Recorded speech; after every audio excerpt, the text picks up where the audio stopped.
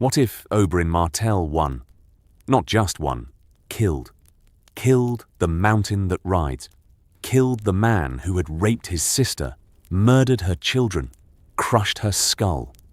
Killed him in front of the court, in front of Tywin Lannister, in front of the woman who had ordered the trial and the dwarf whose life hung on the outcome. That was the plan. That was always the plan. The trial by combat was never about Tyrion Lannister's innocence, not for Oberyn. Tyrion's innocence was the vehicle. The destination was Gregor Clegane's blood on the sand of the arena, and a confession ripped from his dying mouth, loud enough for the court to hear it and for history to record it. In another telling, Oberyn gets close. He gets everything he wants.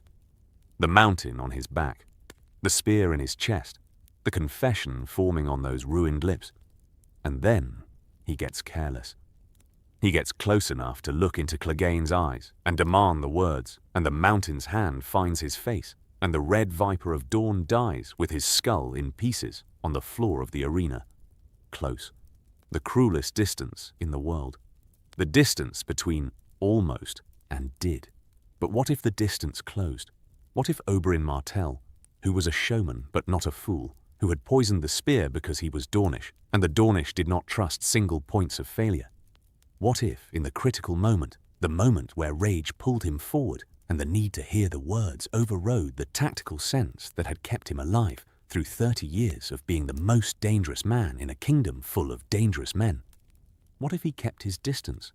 What if he took the confession from 3 feet away instead of 3 inches? What if the red viper was everything the song said he was? Fast, brilliant, lethal, and, for one crucial heartbeat, patient.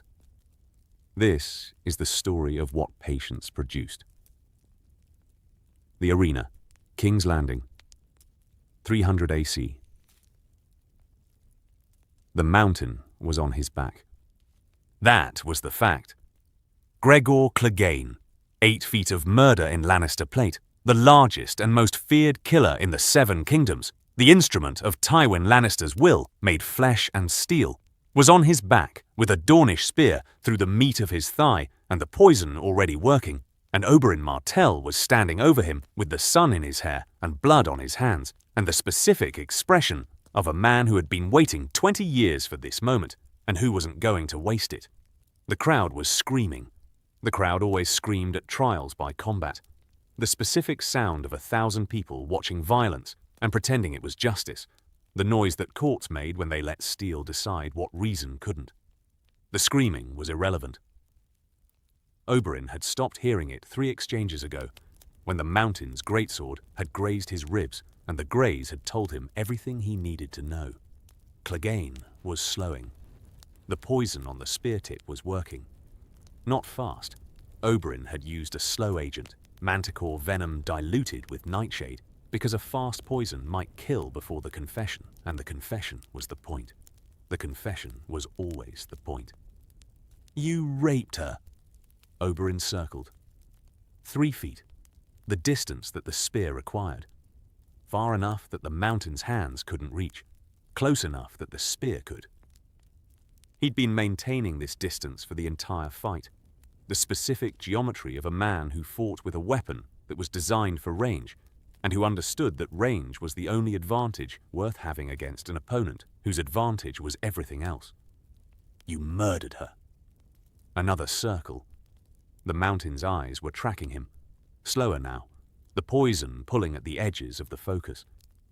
The blood from the thigh wound was pooling beneath the armor, dark against the sand. The greatsword was still in Clegane's hand, but the hand was losing its grip, the fingers going loose the way fingers went loose when the blood pressure dropped and the body started choosing what to prioritize. "You killed her children." The mountain tried to rise. Got halfway. The thigh buckled. He went back down, one knee on the sand, the greatsword bracing him. The posture of a man who wasn't done but who was losing the argument with his own body. Oberyn wanted to get closer. This was the pull. The gravity of 20 years of rage. The specific, magnetic force of looking at the man who had destroyed his sister and wanting to be close enough to see the light leave his eyes. The pull was enormous. The pull was the thing that, in another version of this story, killed him. He kept his distance. Not easily. Not with grace or discipline or the clinical detachment that the songs would later attribute to him. He kept his distance with the raw muscular effort of a man fighting his own desire, the same way he was fighting the mountain, by knowing where the danger was and not going toward it. 3 feet. Say her name. The mountain looked at him. The eyes. Small, deep-set. The eyes of a man who had never in his life been bothered by what the eyes saw, were losing their focus. The manticore venom was working through the nervous system now, degrading the connections between what the brain wanted and what the body did. The arm with the greatsword trembled. The massive frame swayed. Say her name. And then, because the mountain was dying and because dying men did things they wouldn't do alive, because the venom was dissolving the barriers between thought and speech, the way it was dissolving the barriers between nerve and muscle, Gregor Clegane spoke. Elia! The arena went silent. Not gradually. Not the slow fade of a crowd losing interest. Instant. Total. The specific acoustic phenomenon of 1,000 people hearing something that changed the meaning of what they were watching. Oberyn Martell. Louder now. The venom pulling it out of him, or the dying pulling it out of him, or something else. Some terrible mechanism of confession that operated on the same principle as the trial itself. The gods decided, and the gods had decided that the truth would come out with the blood. He raped her. The mountain's voice was a ruin, stone grinding on stone, the voice of a man whose body was shutting down and whose mouth was the last thing functioning. I killed her children. I smashed her. Oberyn put the spear through his throat. Not because the confession was incomplete. The confession was more than complete. The arena had heard it. The court had heard it. Tywin Lannister, sitting in the gallery, had heard it. Oberyn put the spear through the mountain's throat, because the mountain was still talking, and because the details of what he'd done to Elia were not things that Oberyn wanted the court to hear in the mountain's voice. The details were Elia's. The details died with the man who'd inflicted them. The mountain fell. The specific fall of a very large man dying. Not quick, not clean. The body going down in stages as each system failed, the armor clanging against the sand in a series of diminishing impacts. The greatsword fell from his hand. The hand opened. The eyes stayed open, but stopped seeing. Gregor Clegane was dead. The arena held its breath. Oberyn stood over the body. His spear was embedded in the throat, and his hands were steady, not shaking, not trembling. The hands of a man who had done the thing he came to do, and who was experiencing not triumph, but completion. Completion was quieter than triumph. Completion was the sound of a door closing on a room you'd been standing in for 20 years. He looked up. At the gallery. At the faces. At Tywin Lannister, whose expression had not changed. Tywin's expression never changed in public. Tywin's expression was a mask that had been perfected over 40 years of performing the role of Tywin Lannister, and that could not be cracked by anything as small as the death of a useful tool. At Cersei, whose expression had changed. Whose face was doing the thing that Cersei's face did when reality failed to match her expectations, the specific contortion of a woman who had gambled on an outcome and lost, and who was already in real time, visible to anyone who was watching, beginning to calculate who to blame. At Tyrion, in the defendant's box, hands chained. Face. Oberyn couldn't read Tyrion's face from this distance. He didn't need to. The trial was over. The gods had spoken. The champion had won. By the laws of the 7 kingdoms. By the traditions that predated the Targaryens, and that even Tywin Lannister couldn't override without destroying the legal framework his power depended on. Tyrion Lannister was innocent. Oberyn pulled the spear from the mountain's throat, wiped it on his sleeve. The gesture was unnecessary. The spear was never going to be clean again, but the wiping was a ritual, the conclusion of something. He walked to the center of the arena. He said, "The trial is decided. Tyrion Lannister is innocent. The gods have spoken." Then he looked at Tywin again, directly, held the gaze across the 60 feet of sand and gallery. And Gregor Clegane confessed to the rape and murder of Oberyn Martell and the murder of her children. In front of this court, in front of these witnesses, the gaze held. Someone gave the order. The arena erupted. The aftermath, the first hour. Tyrion was released within the hour. Not gracefully. Nothing in King's Landing was done gracefully. The jailers had to be ordered by the Hands Office, then counter-ordered by the Crown, then reordered by the judges of the trial, and the bureaucratic chaos of a legal system trying to process a verdict it hadn't expected produced exactly the kind of delayed, confused, grudging liberation that Tyrion had expected, and that he endured with the patience of a man who had spent most of his life enduring things that should have been simpler than they were. They brought him his clothes. Not the good ones. The clothes he'd been arrested in, stained and creased and carrying the specific stale smell of fabric that had been stored in a cell for weeks. He put them on. He was smaller in them than he'd been when he took them off, the weight loss of the trial visible in the looseness of the fabric. He went to find Oberyn. Not to thank him. Tyrion understood that thanking Oberyn would misread the transaction. Oberyn had not fought for Tyrion. Oberyn had fought for Elia, and Tyrion's life had been the currency that bought Oberyn access to the arena. Thanking someone for using you as a tool was a misunderstanding of the relationship, and Tyrion did not misunderstand relationships.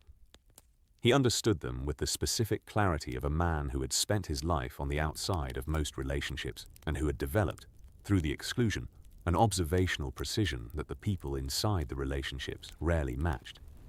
He found Oberyn in the rooms the Martells had been given in the Red Keep. The rooms were full. Dornish retainers, sand snakes, the elder three, who had come north with their father, a maester attending to a cut on Oberyn's forearm that Oberyn was ignoring with the specific Dornish disregard for minor injuries that Tyrion found both impressive and medically irresponsible. Prince Oberyn. Lord Tyrion. Oberyn looked at him. Dark eyes, dark hair slicked with sweat that was drying in the afternoon heat.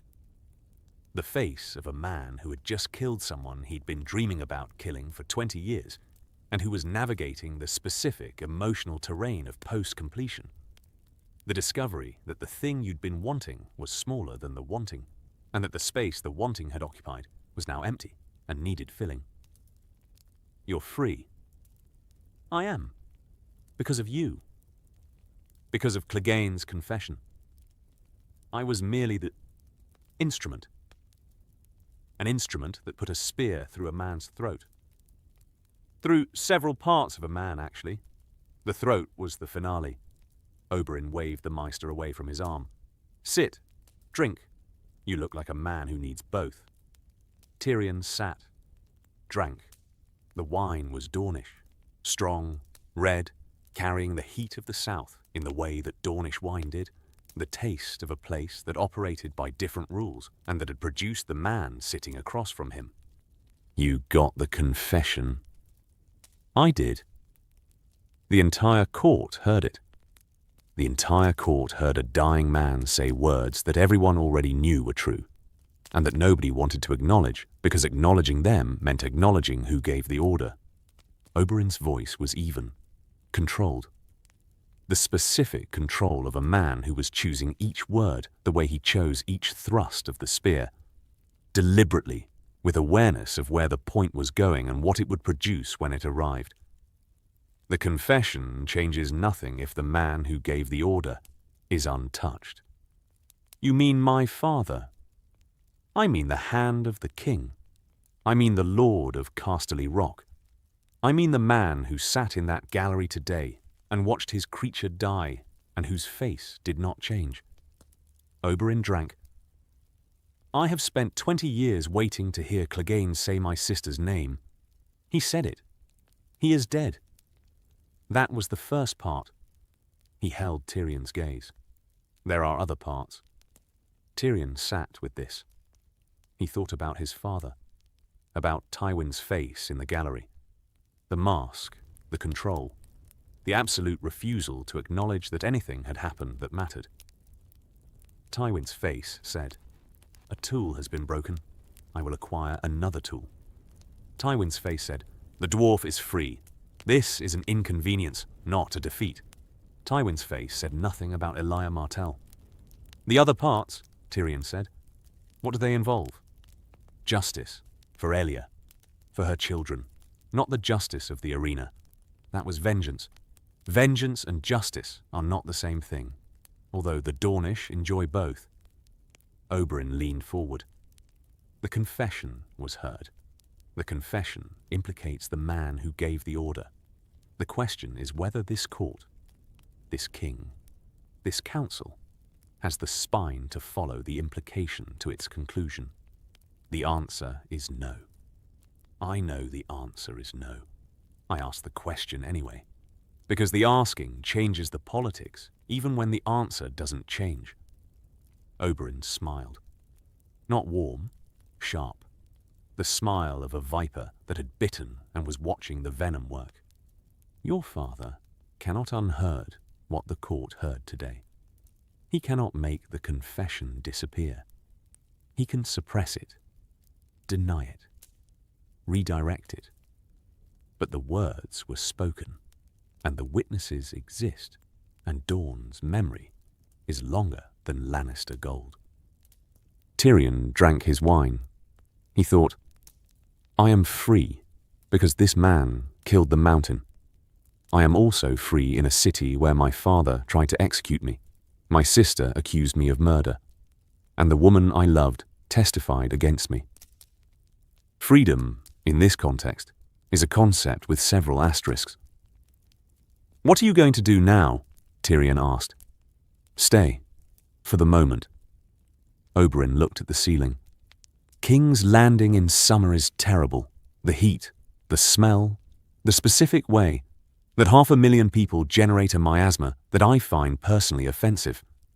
But the politics are interesting. Your sister is furious. Your father is calculating. The Tyrells are watching. And I am here, alive, with a confession that implicates the hand of the king in the murder of a princess. He looked at Tyrion. Interesting is an understatement. Be careful. Careful is for men who have something to lose. You have 8 daughters. Oberyn's face changed. Not dramatically. A shift. The mask of the showman adjusting to accommodate the father, the man underneath the performance. 8 daughters, he said, and a brother in Sunspear who has been patient for 20 years and who is, I suspect, less patient than he appears. He stood. Go, Lord Tyrion. Find yourself a bath and a meal and whatever passes for safety in this city. We'll talk again. Tyrion left. He walked through the corridors of the Red Keep with the specific, uncomfortable freedom of a man who had been in a cell an hour ago and who was now in a castle that contained his father, his sister, and a Dornish prince who had just killed the most dangerous man in the 7 kingdoms and who was looking at Tywin Lannister the way a snake looked at a mouse. He needed to think. He needed to think very quickly and very clearly because the chessboard had just been upended and the pieces were still in the air, and whoever read the new positions fastest would have the advantage when the pieces landed. He went to find Bronn.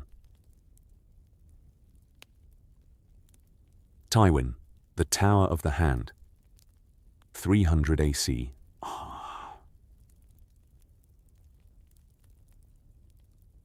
Tywin Lannister did not go to the arena. After the fight, after the confession, after the verdict, after the eruption of the crowd, and the specific political detonation that Oberyn Martell had engineered with the precision of a man who understood that a trial by combat was not a duel, but a performance. Tywin went to the Tower of the Hand. He walked. He did not hurry. The corridors of the Red Keep were full of people talking about what had just happened, and Tywin walked through them the way he walked through everything, without acknowledging that the thing happening around him was worth his attention. He reached the tower. He closed the door. He sat at the desk. He sat for 11 minutes. This was unusual. Tywin Lannister did not sit without working. Tywin Lannister processed information the way a siege engine processed walls, immediately, with force, converting input into action without the intermediate step of reflection. 11 minutes of sitting was Tywin's version of crisis. The mountain was dead. This was a loss. Not an emotional loss. Tywin was not sentimental about Gregor Clegane the way a man was sentimental about a person. Clegane was a tool.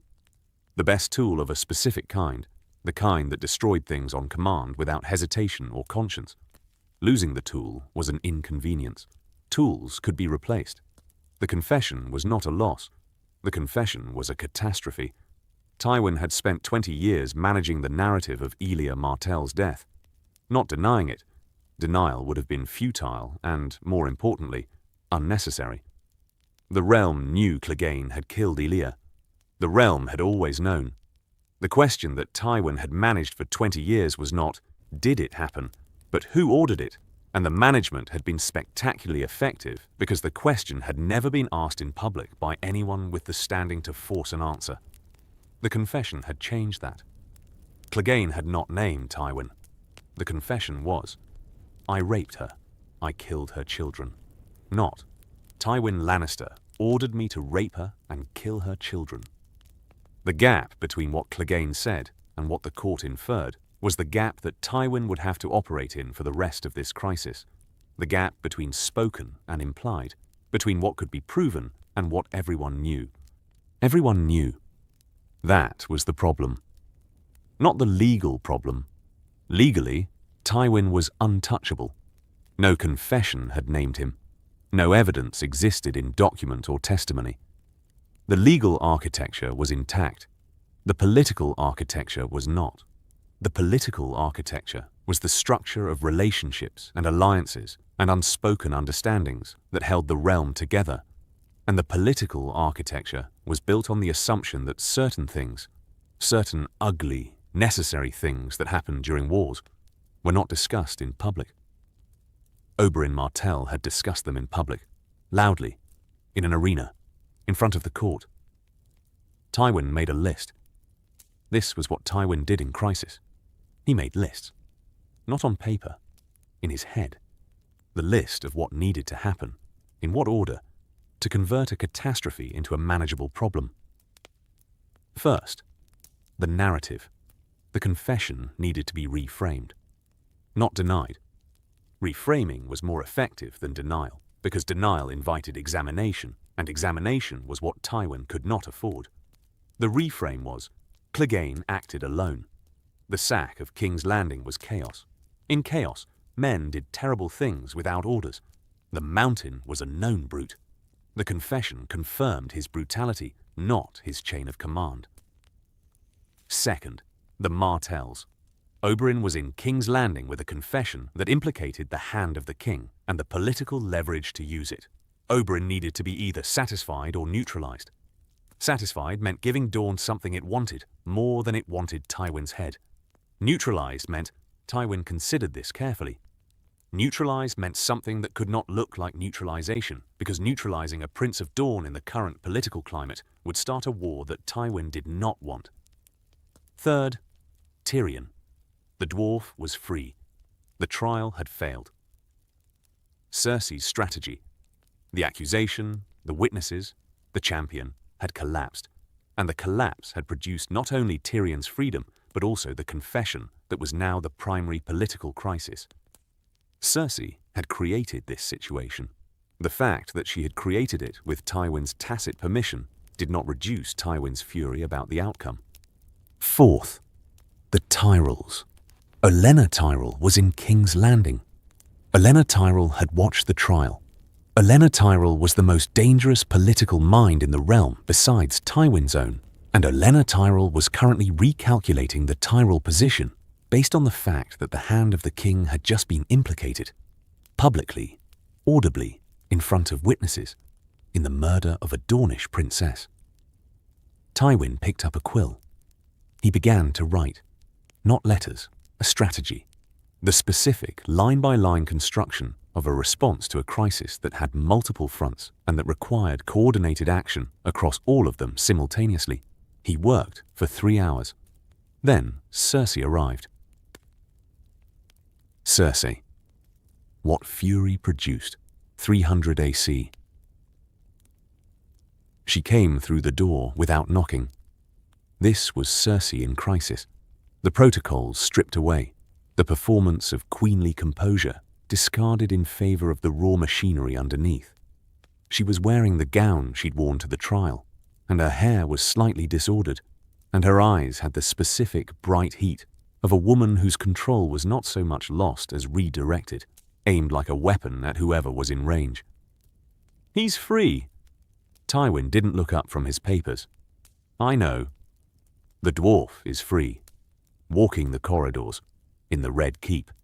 The man who murdered my son is the man who was acquitted of murdering your son, by trial, by combat, under the laws of the 7 kingdoms that you invoked when you arranged the trial. I didn't. You arranged the trial, Cersei. You selected the accusation. You produced the witnesses. You chose the champion. Every element of the strategy was yours, and every element failed." Cersei's face went through something. Not hurt. She was beyond hurt. Rage. The specific Cersei rage that burned hot enough to consume the person feeling it, along with everything around them. The Dornish Viper. 1. By the rules you agreed to, the gods have spoken, as the tradition requires. The verdict is legally binding and cannot be overturned without destroying the legal framework that holds the crown's authority in place. Tywin looked at her. "Sit down." "I don't want to." "Sit down." She sat. Not because she wanted to, because Tywin's voice had the quality that his voice had when the conversation was not optional, and Cersei, despite everything, despite the fury and the grief and the specific combustion that was happening inside her, was still Tywin Lannister's daughter, and Tywin Lannister's daughter sat when Tywin Lannister told her to sit. "The trial is over," Tywin said. "The verdict is decided. Tyrion is free. These are facts. They cannot be changed by volume or repetition or the application of additional fury to an immovable situation." He held her gaze. What can be changed is what happens next. What happens next is that the imp. What happens next is that you listen. Tywin's voice was iron, not raised, lowered. The Tywin technique for communicating maximum authority. Quieter, not louder. The mountain is dead. His confession is public. Half the court heard him say your sister-in-law's name while he described what he did to her. That confession is the crisis, not Tyrion, not the verdict. The confession. What does the confession have to do with? The confession implies that I ordered the murder of Oberyn Martell and her children. It does not say so. But the implication is, he paused. The pause was itself unusual enough to register. Tywin did not pause. The implication is loud enough that every lord in the 7 kingdoms is currently revising their assessment of the Lannister position. Cersei stared at him. Did you? Order it? The sack of King's Landing was, did you order the mountain to kill Elia and her children? Tywin's face, the mask, the 40-year mask that had been built for exactly this question, and that held exactly the way it was designed to hold. The sack of King's Landing produced casualties on all sides. War is... Father. Cersei's voice was different now. not fury.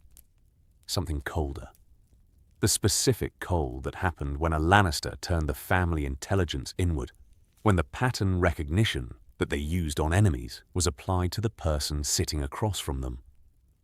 Did you give the order? I gave the order to take the city. The specifics of how individual soldiers interpreted that order? That's a yes. The room went very still.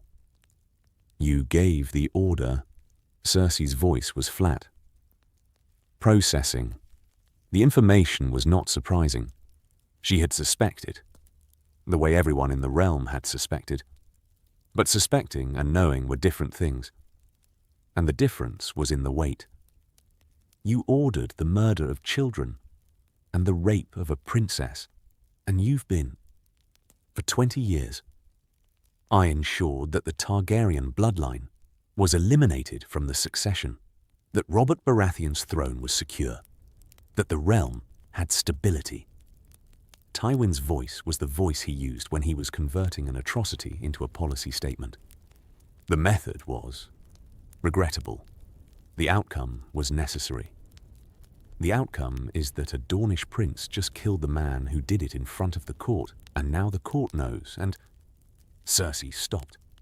Her mind was racing, visible, the gears turning behind the green Lannister eyes. The Martells. The Martells? They're going to want what? An apology? Compensation? Your head? They're going to want justice. The question is what form of justice I can offer that satisfies Dorne without destroying the Lannister position. He picked up the quill again. Leave. Father. Leave, Cersei. You have contributed enough to this situation. She left. The door closed behind her with more force than the door required. Tywin wrote. He wrote for another hour. Then he called for Sir Keevan. Tyrion and Bronn, the night after. Bronn was drinking in the same tavern he always drank in, a place in Flea Bottom called the Rusty Nail that served ale that tasted like it had been brewed in the building's foundation, and that attracted a clientele who found the taste acceptable, which was its own kind of character reference. Tyrion sat across from him. Bronn looked at him. The look was the look Bronn always gave, appraising, calculating the value of the thing in front of him, the expression of a sellsword whose primary relationship with the world was transactional, and who made no effort to disguise this, because disguising it would have required an energy expenditure Bronn considered wasteful. You're alive. Observant as ever. I wasn't sure you would be. Bronn drank. When you asked me to be your champion, and I said no, you said no because the mountain would have killed you. The mountain would have killed me. Yes. I like money. I don't like it enough to die for it. Bronn shrugged. The Dornishman was better. The Dornishman was insane. He fought the largest man in the 7 kingdoms with a spear and a grudge. And won. And won. They drank. The ale was terrible. Tyrion drank it anyway because the alternative was sobriety, and sobriety in King's Landing after the day he'd had was not something he was willing to endure. So, Bronn said, what now? That is the question. Tyrion looked at the table, at the grain of the wood, at the stains that mapped decades of spilled ale and spilled blood and spilled lives. I'm free, legally, by verdict of trial by combat. My father can't execute me. My sister can't accuse me again. Double jeopardy. The laws are clear. But I'm free in a city where my father wants me dead. My sister wants me dead. The woman I loved testified against me, and the only person who actively worked to keep me alive is a Dornish prince who did it for his own reasons and who is currently using my continued existence as a chess piece in a political game I don't control. That's a lot of buts. It's a considerable quantity of buts. Tyrion drank. I need to leave King's Landing. Where? That's the other question. North is. The Boltons have Winterfell. Stannis is at the Wall. The North is a catastrophe. East is Essos, which is far and expensive and requires a ship. South is Dorne, which would put me in Oberyn's orbit permanently, and while I appreciate the man's fighting skills, I don't want to be anyone's pet Lannister. West is home. Tyrion looked at him. Casterly Rock, Bronn said. Your father's seat. If your brother's in the Kingsguard and can't inherit. My father would rather burn the rock to the ground than let me sit in it. Your father just lost the mountain, lost the trial, got his name attached to the murder of a princess in front of the court, and has a Dornish prince in the city who is not going to leave until he gets what he wants. Bronn tilted his head. Your father might have bigger problems than you. Tyrion considered this. He considered it the way he considered everything, from multiple angles, with the specific intelligence that had kept him alive in a family that wanted him dead, the mind that his father considered a waste, because it was housed in a body that Tywin found offensive. The mind was the best thing about him. The mind was going to have to carry him through whatever came next, because nothing else was going to. I'm not going to the Rock, Tyrion said. Not yet. I'm going to stay. Bronn raised an eyebrow. Stay in the city where everyone wants you dead. Stay in the city where everything is about to change. My father is exposed. My sister is destabilized. The Tyrells are recalculating. Oberyn is a force of nature, with a grievance and a confession, and the political skills to use both. He looked at Bronn. The game just changed. I don't know what it changed into yet, but I'd rather be in the game than outside it. You almost died in the game. I almost die in everything. That's the nature of being me. He finished the ale. Stay close. I'm going to need you. How much? What? How much are you going to need me? I charge by the risk. I know, I'll pay. You always say that. I always pay. Bronn considered this, found it acceptable, drank. The Tyrells. What Olenna calculated. 300 AC. Olenna Tyrell had been in King's Landing for 4 months, and she had hated every day of it. The heat was part of it. King's Landing in summer was an oven that smelled like fish and chamber pots, and the specific collective effluvia of 500,000 people who had not, in Olenna's assessment, sufficiently embraced the concept of drainage. But the heat was manageable. The politics were not. The politics had been, until today, a straightforward transaction. The Tyrells provided grain, men, and Margaery. The Lannisters provided the throne. The arrangement was ugly and practical and sustainable, as long as both parties kept their end, and neither party did anything so catastrophically stupid that the arrangement's foundations were undermined. The Mountain's confession was catastrophically stupid. Not Oberyn's doing. Oberyn was, in Olenna's assessment, one of the few people in the Red Keep who was operating at full capacity. The catastrophic stupidity was Cersei's, arranging a trial that created the conditions for a public confession of a crime that everyone knew about but nobody discussed, because discussing it would produce exactly the political fallout that was now, in real time, happening. Olenna was in her rooms when Margaery came. Margaery was 17, beautiful, composed, and carrying the specific expression of a young woman who had been raised for the Game of Thrones by the greatest player alive, and who was currently facing a situation that the training had not specifically covered. The confession, I heard it. I was there. Grandmother, the confession means, I know what the confession means. Sit down. Don't fret. Fretting is for people who haven't prepared. Margaery sat. She did not fret, because Olenna had spent 17 years training the fret out of her. But the impulse was there, visible in the hands, in the slight elevation of the shoulders, in the specific physical tells that Margaery could suppress in public and that emerged in private, because private was the only place she could be 17 instead of queen. The Lannister position is weakened, Olenna said. Not destroyed, weakened. Tywin will manage the confession. He'll spin it, reframe it, find a narrative that distances him from the Order. He's been managing worse than this for 40 years. But the Dornish know, the court knows, and most importantly, I know, and what I know changes the calculation. Olenna ate a cheese. The cheese was from the Reach. She refused to eat local cheese on principle. The Tyrion Lannister alliance was based on mutual benefit. The benefit was, we get the throne, they get our grain and swords. The alliance was stable, as long as the Lannisters were the strongest position available. And now there's a Dornish prince in the city with a dead mountain and a confession that makes the Lannisters vulnerable.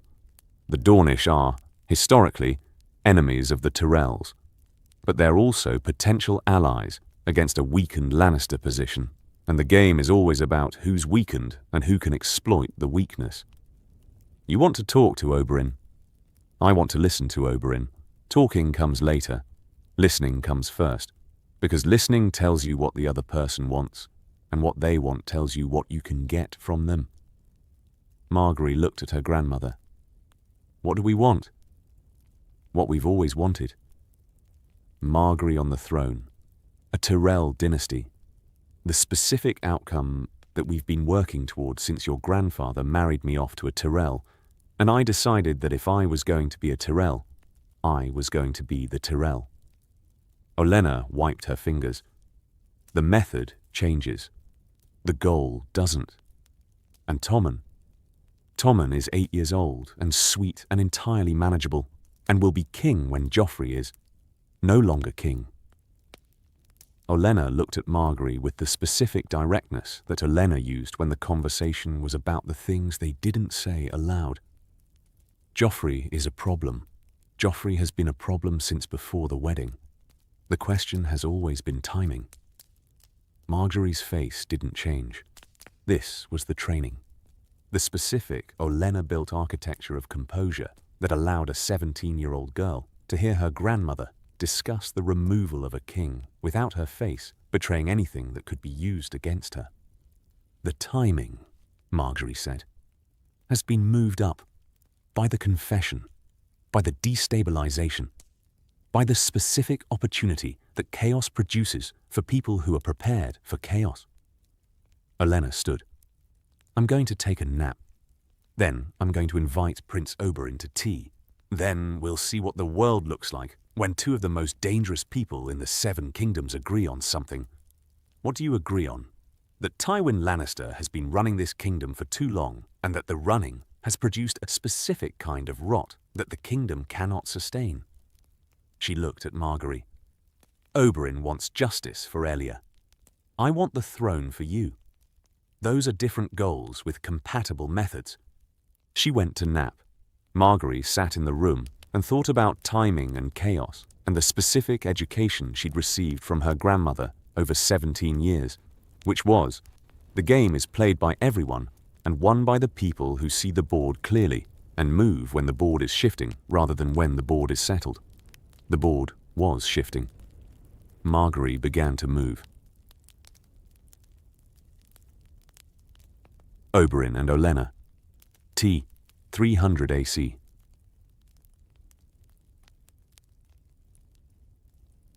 They met in the gardens. Not by accident. Nothing involving Olenna Tyrell happened by accident. The location was chosen for its specific combination of privacy and aesthetics, the kind of place where a conversation that was going to change the political landscape of the Seven Kingdoms could be conducted over tea cakes without the participants feeling that the setting was beneath the occasion. Olenna was already seated when Oberyn arrived. This was also not accidental. Arriving first was a power move that Olenna executed with the practiced ease of a woman who had been arriving first for 60 years. Prince Oberyn, how kind of you to come. Lady Olenna. Oberyn sat across from her. He was moving well.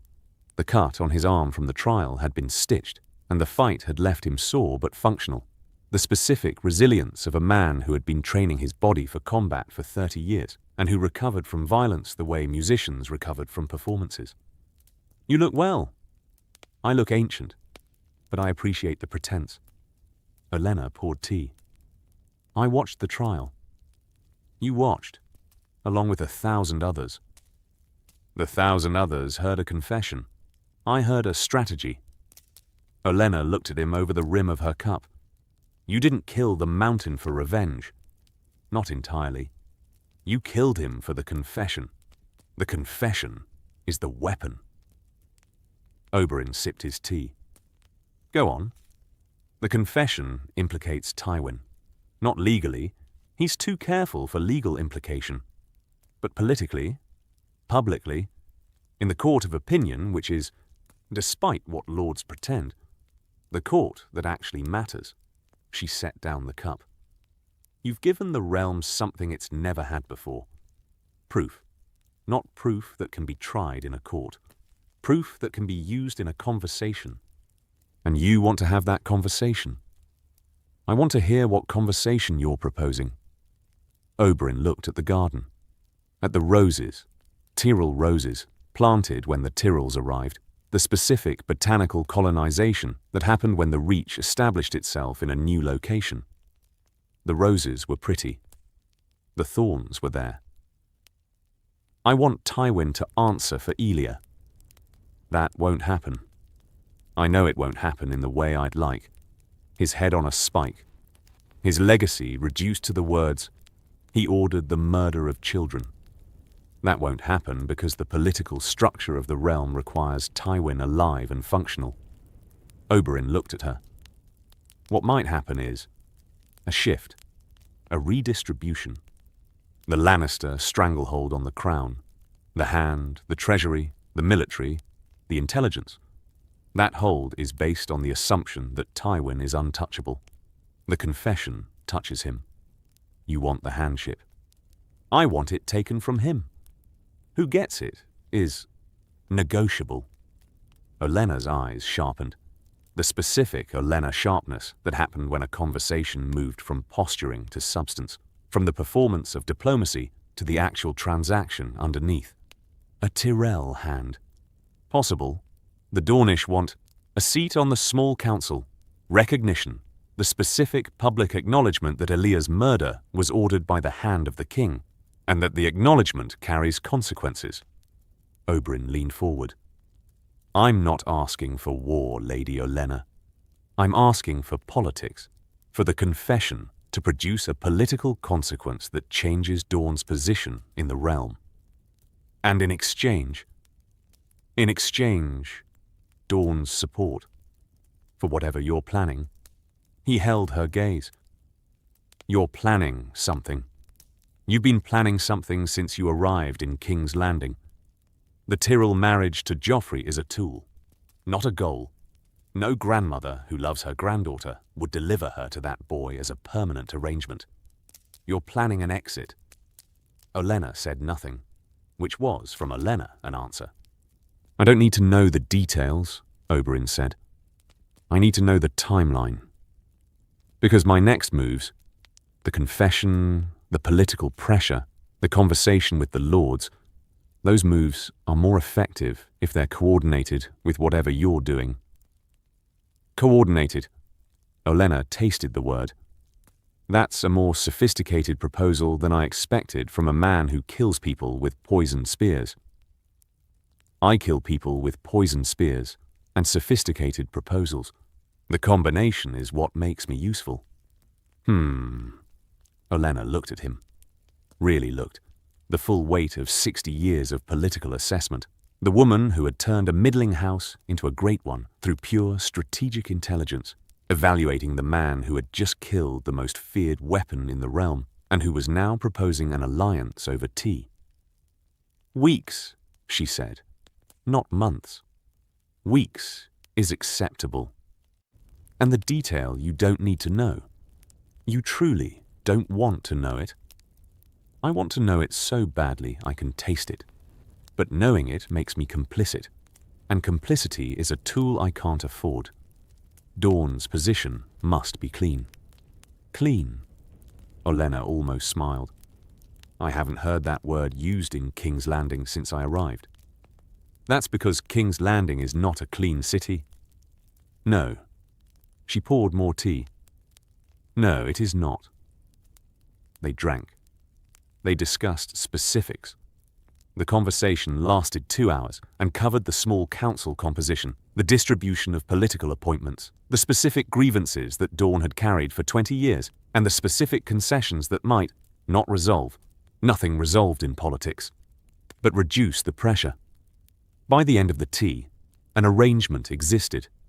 Not written, not signed. An arrangement in the way that powerful people made arrangements, through shared understanding, through the specific telepathy of two minds that operated at the same frequency, and that could convey in a look what lesser politicians required a treaty to establish. Olenna, I'll send word. Oberyn, I'll be ready. He left the garden. Olenna sat with her tea and looked at the roses. She thought, the Dornish are useful. More useful than I expected. The man is not just a fighter, he's a strategist wearing a fighter's costume, which is more dangerous than either thing alone. She thought, Tywin is going to be very unhappy. She thought, good. Tyrion and Jaime, the cell that wasn't. 300 AC. Jaime came to him 3 nights after the verdict. Tyrion's rooms were the same rooms he'd had before the trial. Not the Hand's Tower, not anymore, but the chambers in Maegor's Holdfast that were assigned to Lannisters of middling importance. Middling importance was what Tyrion had been reduced to, which was an improvement over condemned prisoner, but not by the margin Tyrion would have liked. Jaime stood in the doorway. One hand, the wrong hand, the hand that wasn't gold, was on the frame. His face had the particular quality it had when he was about to say something he'd been rehearsing, and that the rehearsal hadn't made easier. You're alive. 3rd time someone's opened with that observation. It hasn't gotten more insightful. I should have fought for you. Tyrion poured 2 cups. The wine was Arbor gold. He'd spent his own money on it, because the Red Keep's house wine was an insult he was no longer willing to tolerate. He pushed 1 cup across the table.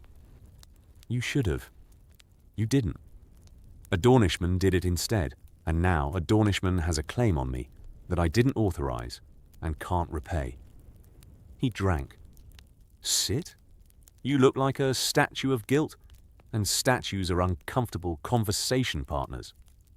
Jaime sat, drank. The gold hand clicked against the table when he set the cup down.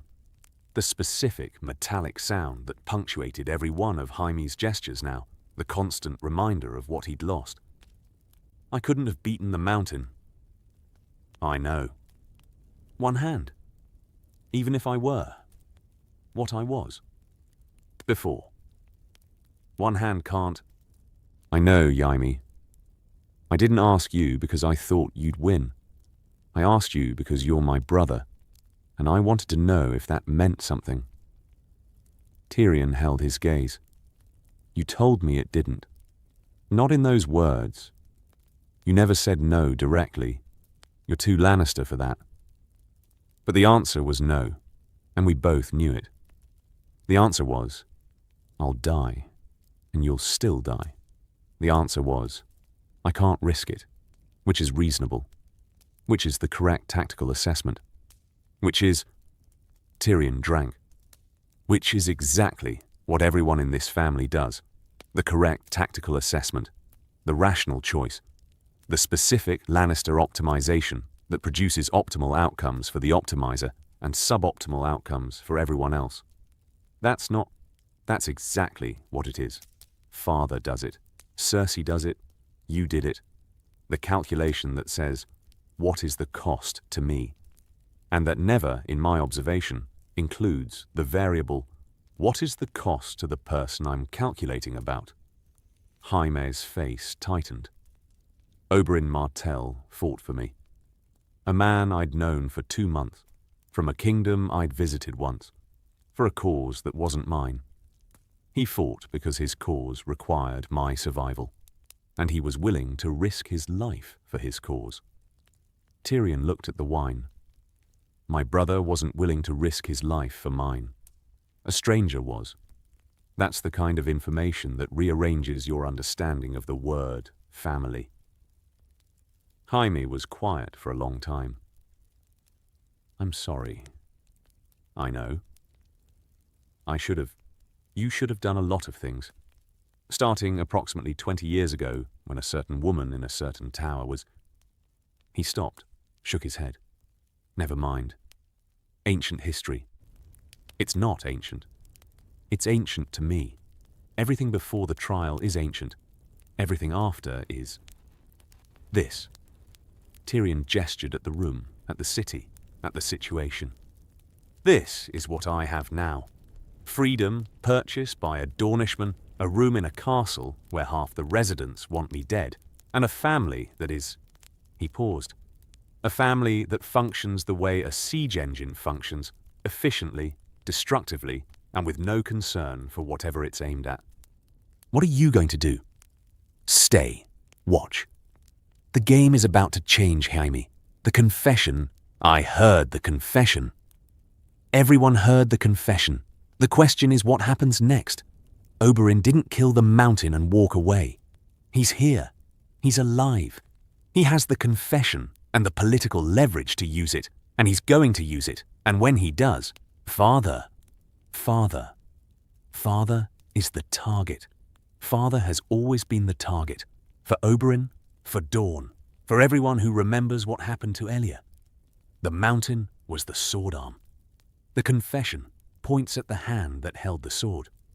Jaime stood, walked to the window, King's Landing at night, the lights of Flea Bottom, the torches on the walls, the specific, uneven illumination of a city that was too old and too broken to be properly lit. He'll manage it. Father always manages it. Maybe Father has managed worse, but Father has never managed this. A public confession, a living witness, a political opponent who is both personally motivated and strategically sophisticated. Tyrion joined him at the window. Oberyn is not a blunt instrument. He's a blade with a brain. Father is used to blunt instruments.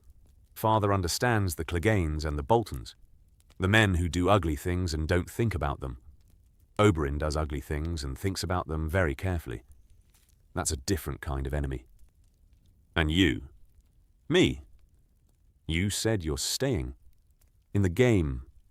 On which side? Tyrion looked at the city, at the lights and the dark and the specific geography of a place he'd lived his whole life, and that had tried to kill him last week. My side. He drank the last of the wine. For the first time in my life, my own side. Not Father's, not Cersei's, not the family's. Mine. Jaime looked at him. That's dangerous. Everything is dangerous. At least this dangerous is mine. Jaime left. Tyrion stood at the window and thought about sides, about the specific Lannister architecture that he'd been born into and that he'd spent his life trying to be useful within, and that had, last week, tried to end him. About the fact that the architecture had a flaw. The flaw being that it optimized for the family's power and treated individual members of the family as expendable in service of that optimization. He had been expendable. He was not going to be expendable again. Oberyn. The Sand Snakes. 300 AC.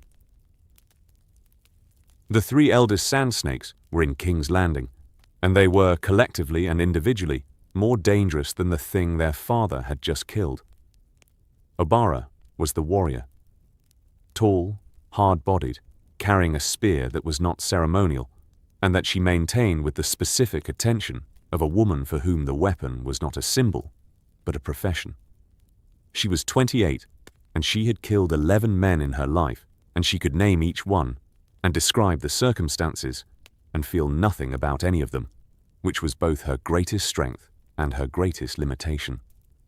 Nymeria was the politician, beautiful in the specific way that Dornish women were beautiful when they combined the physical inheritance of 4 bloodlines with the deliberate cultivation of appearance as a tool.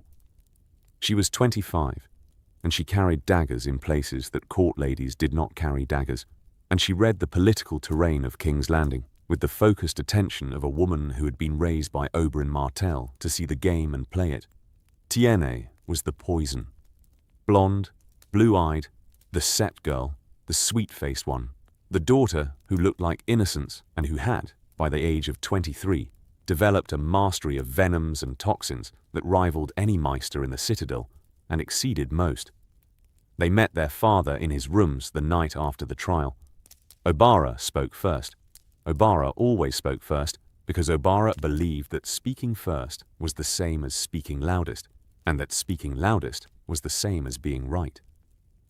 The mountain is dead. What comes next? Next comes the harder part. Oberyn was at the table with a map of King's Landing that he'd been annotating for 2 hours. Not a military map, a political one.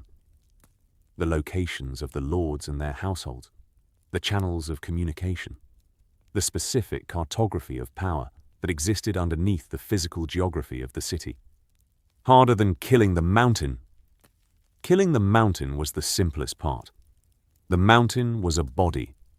Bodies can be broken. What comes next is a system. Systems resist breaking because systems are distributed. The power isn't in one person. It's in the connections between people. And you can't stab connections. He looked at Obara. Put the spear down. This room has enough weapons. Obara did not put the spear down. She leaned it against the wall, which was her version of compliance. Nymeria. The confession changes the landscape. The confession is a door. The door is open. What walks through it depends on us. Oberyn looked at the map. Tywin will respond. Not quickly. Tywin is strategic, not reactive. He'll spend days calculating the optimal response. During those days, we move. Move how? The lords who heard the confession are currently revising their assessment of the Lannister position. Most of them have known the truth about Elia for 20 years. What they didn't have was the public confirmation, the specific, spoken, witnessed acknowledgement that makes the truth usable. Now they have it. Oberyn traced a line on the map. The Reach Lords, the ones whose loyalty to the Tyrells is stronger than their fear of the Lannisters. They're the first targets. Then the Stormlands Lords, who have been uncomfortable with the Lannister-Baratheon arrangement since Robert died. Then the Riverlands. And the North. The North is occupied. The Boltons have Winterfell. The North is a long-term project, not an immediate lever. He looked at Nymeria. Your work, the conversations, the specific, one-on-one, room-by-room diplomacy that shifts allegiance by shifting perception. And me? Tyene's voice was sweet in the way that Tyene's voice was always sweet. The specific tonal quality that made you want to trust her, which was the entire point and which Oberyn had cultivated in his daughter since childhood, because trust was the most valuable currency in any court, and Tiene generated it the way mints generated gold. You're my insurance. If the political path fails, if Tywin moves against us before the politics can produce a result. He looked at his youngest daughter. I need to know that there's a response available that doesn't require swords. Tyene smiled. It was the sweetest smile in the Red Keep. It was also the most dangerous. Oberyn looked at his daughters. 3 of 8. 3 weapons of different kinds. The spear, the whisper, the vial. He loved them with the specific, fierce devotion of a man who had built a family outside the structures that the realm considered legitimate, and who valued that family more than the structures that rejected it. Careful, he said. All of you. We're in the lion's den.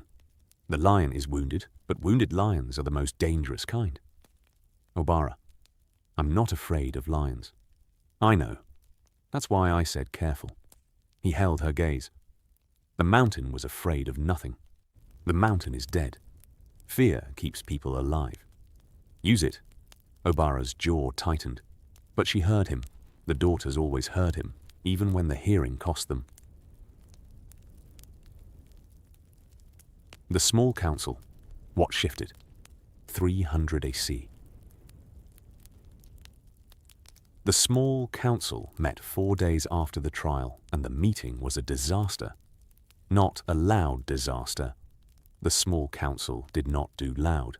The small council did the specific, calibrated, temperature-controlled version of institutional collapse that happened when every person in the room was aware that the dynamics had changed and that the new dynamics had not yet been established. Tywin was at the head of the table, hand of the king.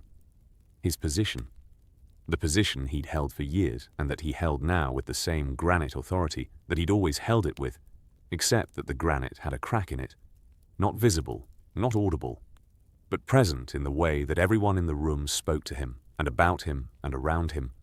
Mace Tyrell was at the table, master of ships, the specific Tyrell placeholder, a man whose function was to occupy a chair and vote as his mother told him to vote, and whose contribution to governance was the contribution of a warm body in a seat. Pycelle was at the table, Grand Maester, the specific Lannister loyalist whose loyalty was so unconcealed that it functioned as a kind of transparency. Everyone knew Pycelle served the Lannisters, Pycelle knew everyone knew, and the mutual knowledge had produced a specific equilibrium that was comfortable for everyone and useful for nobody. Varys was at the table, master of whisperers, the specific absence of loyalty that was itself a form of loyalty, loyal to the realm, Varys said, which was a way of saying loyal to whoever was going to win, and I'll let you know who that is when I've finished calculating. And Cersei was at the table, not as a council member, as the Queen Regent. Her presence was not required and not optional. Cersei attended small council meetings the way Weather attended outdoor events, inevitably, unavoidably, with consequences for everyone in range. Tywin opened the meeting. The trial by combat is concluded. The verdict is binding. Lord Tyrion is free and the matter is closed. The matter is not closed, Cersei said. The legal matter is closed. The trial, my son is dead. The man who killed him is free. That is not closed. Your son's murder has been adjudicated by the gods through trial by combat. The verdict, the gods are wrong. The room went tight. Tywin looked at Cersei. The look was the look he gave to problems that were too small for their ambition. The specific Tywin gaze that communicated, without words, that the person receiving it was wasting everyone's time, including their own. The gods, Tywin said, are not wrong. The gods are the legal foundation of the Crown's authority.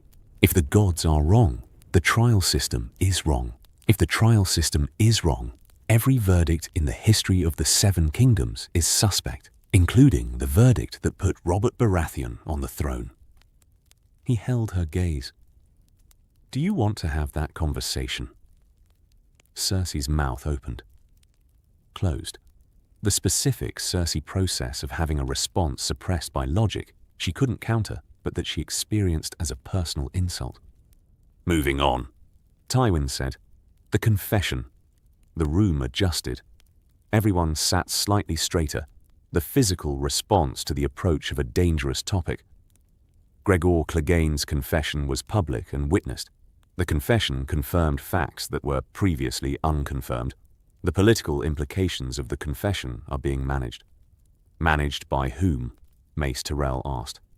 Mace asked questions when he remembered that asking questions was what council members did. The questions were usually not good. By me. Tywin's voice left no room for the suggestion that anyone else might be doing the managing. The Martells, Varys began. The Martells are being addressed. Prince Oberyn has been active in the last 4 days. Varys's voice was silk. the specific Varys texture that meant I know things that I'm about to tell you, and the telling is going to be uncomfortable. He has met with Lady Olenna. He has met with Lord Paxter Redwyn. He has met with... I know who he's met with. Then you know that the political landscape is shifting in ways that the confession has accelerated. I know that a Dornish prince is attempting to capitalize on a public spectacle. I know that the attempt will be managed the way all Dornish provocations have been managed for the past 20 years, through superior political position and the specific reality that Dorne does not have the military capacity to back its ambitions. Dorne alone does not, Varys said. Dorne with allies might. The room held. Tywin looked at Varys. The look was evaluative, the specific assessment of a man deciding whether the information he'd just received was useful or dangerous, and concluding that it was both. What allies? Prince Oberyn and Lady Olenna met in the gardens 2 days ago. The conversation lasted 2 hours. Varys folded his hands. I was not present, but the duration and the privacy suggest a conversation of substance rather than courtesy. Tywin was still the Tyrells, the allies he'd spent a year courting, the alliance that provided the grain and the swords that kept the crown's military position viable, the specific linchpin of the post-Blackwater political architecture. The Tyrells were talking to the Martells. The Tyrells were talking to the Martells. Mace Tyrell looked confused. This was Mace Tyrell's resting state, but the confusion was deeper than usual. The specific confusion of a man who was beginning to suspect that his mother was doing something he hadn't been told about, and who was experiencing the familiar discomfort of discovering that the Tyrell strategy was several layers deeper than the layer he'd been shown. My mother meets many people, Mace said. She's sociable. Tywin ignored this. The meeting is adjourned. Varys, remain. The council left. Cersei left last, with the specific reluctant departure of a woman who knew she was being excluded from the important conversation, and who resented the exclusion with every fibre of her being. Tywin looked at Varys. Tell me everything, Varys told him. Ellaria, the night of the kill. 300 AC. Ellaria Sand had watched the fight from the gallery. She had watched with her hands gripping the rail and her body leaning forward, and the specific physiological response of a woman watching the man she loved fight the largest human being she had ever seen, which was everything. The heart rate, the breathing, the pupils, the specific full-body engagement that went beyond fear into the territory of something that didn't have a name. The state that existed when every cell in your body was aware that the next 3 minutes would determine whether the person you'd built your life around continued to exist. When the mountain fell, Ellaria didn't scream. The crowd screamed. The gallery erupted. The specific acoustic explosion of 1,000 people reacting to an outcome they hadn't expected. Ellaria sat down, hard, on the bench, and she breathed. Just breathed. The specific, deep, shaking breathing of someone whose body was releasing a tension it had been holding so hard that the release was itself a physical event. The muscles unlocking all at once, and the breath coming in ragged, and the vision blurring because the tears that had been held back by the tension were now released by the relief. She didn't cry in the gallery. She was Dornish, and she was the paramour of a prince, and she was in King's Landing, where every expression was observed and catalogued and potentially weaponized. She held the tears. She held them the way you held a wall in a siege, by brute force, by will, by the specific determination that the wall would not come down in public. She found Oberyn that night. He was in the apartments. The sand snakes had gone, dispersed to their own tasks, the specific Oberyn-trained independence that meant his daughters operated autonomously, even within an hour of their father killing the most feared man in the realm. The maester had been dismissed. The servants had been dismissed. Oberyn was alone in the room with a cup of wine, and the specific stillness that Ellaria recognized as the aftermath of violence. Not the violence itself, but the place the mind went when the violence was over, and the adrenaline was metabolizing, and the body was discovering what the violence had cost it. You're alive. That seems to be the consensus. Don't. Her voice broke the word in half. Don't make jokes. Not tonight. He looked at her. The performance dropped. The Red Viper persona, the swagger, the showmanship, the specific cultivated image of a man who treated danger as entertainment, all of it fell away, and what was left was Oberyn. Just Oberyn. The man who had 4 daughters with this woman, and who had stood 3 feet from a dying giant and demanded a name, and who had, for 4 seconds that felt like 4 years, considered getting closer. I almost didn't keep the distance. Ellaria sat beside him. I know. The pull, the rage, the 20 years of wanting to be close enough to see it happen. I almost stepped in. 3 feet became 2 became... He stopped. I could feel the gravity of it, like standing at the edge of a cliff. The cliff was his face. I wanted to be looking into his eyes when the light left. And I heard you. She looked at him. I didn't hear your voice. I heard the fact of you. The fact that you were in the gallery, and that you were watching, and that if I took that step, the step that closed the distance, you would see me die. Not from a distance, from 50 feet. You would watch my skull come apart the way... He stopped. The way Elia's skull came apart. The sentence that couldn't be finished because finishing it required acknowledging that the thing he'd been fighting against was the thing he'd almost walked into. I stayed back because dying in front of you was worse than not seeing his eyes. Ellaria took the wine from his hand. Not to drink, to remove the prop, to take away the thing he was holding that wasn't her. I didn't ask you to fight. No. I've never asked you to fight for Elia. I've never asked you to carry the vengeance. I've asked you. Her voice was tight. I've asked you to be alive. To come home. To be the father of our girls. That's what I've asked. I know. And you went into that arena anyway. I went into that arena because the confession was the only thing that could change Dorne's position. And the confession could only come from the arena. And I was the only person who could get it, because I was the only person who could fight Clegane and survive. He held her gaze. I didn't go for revenge. I went for the confession.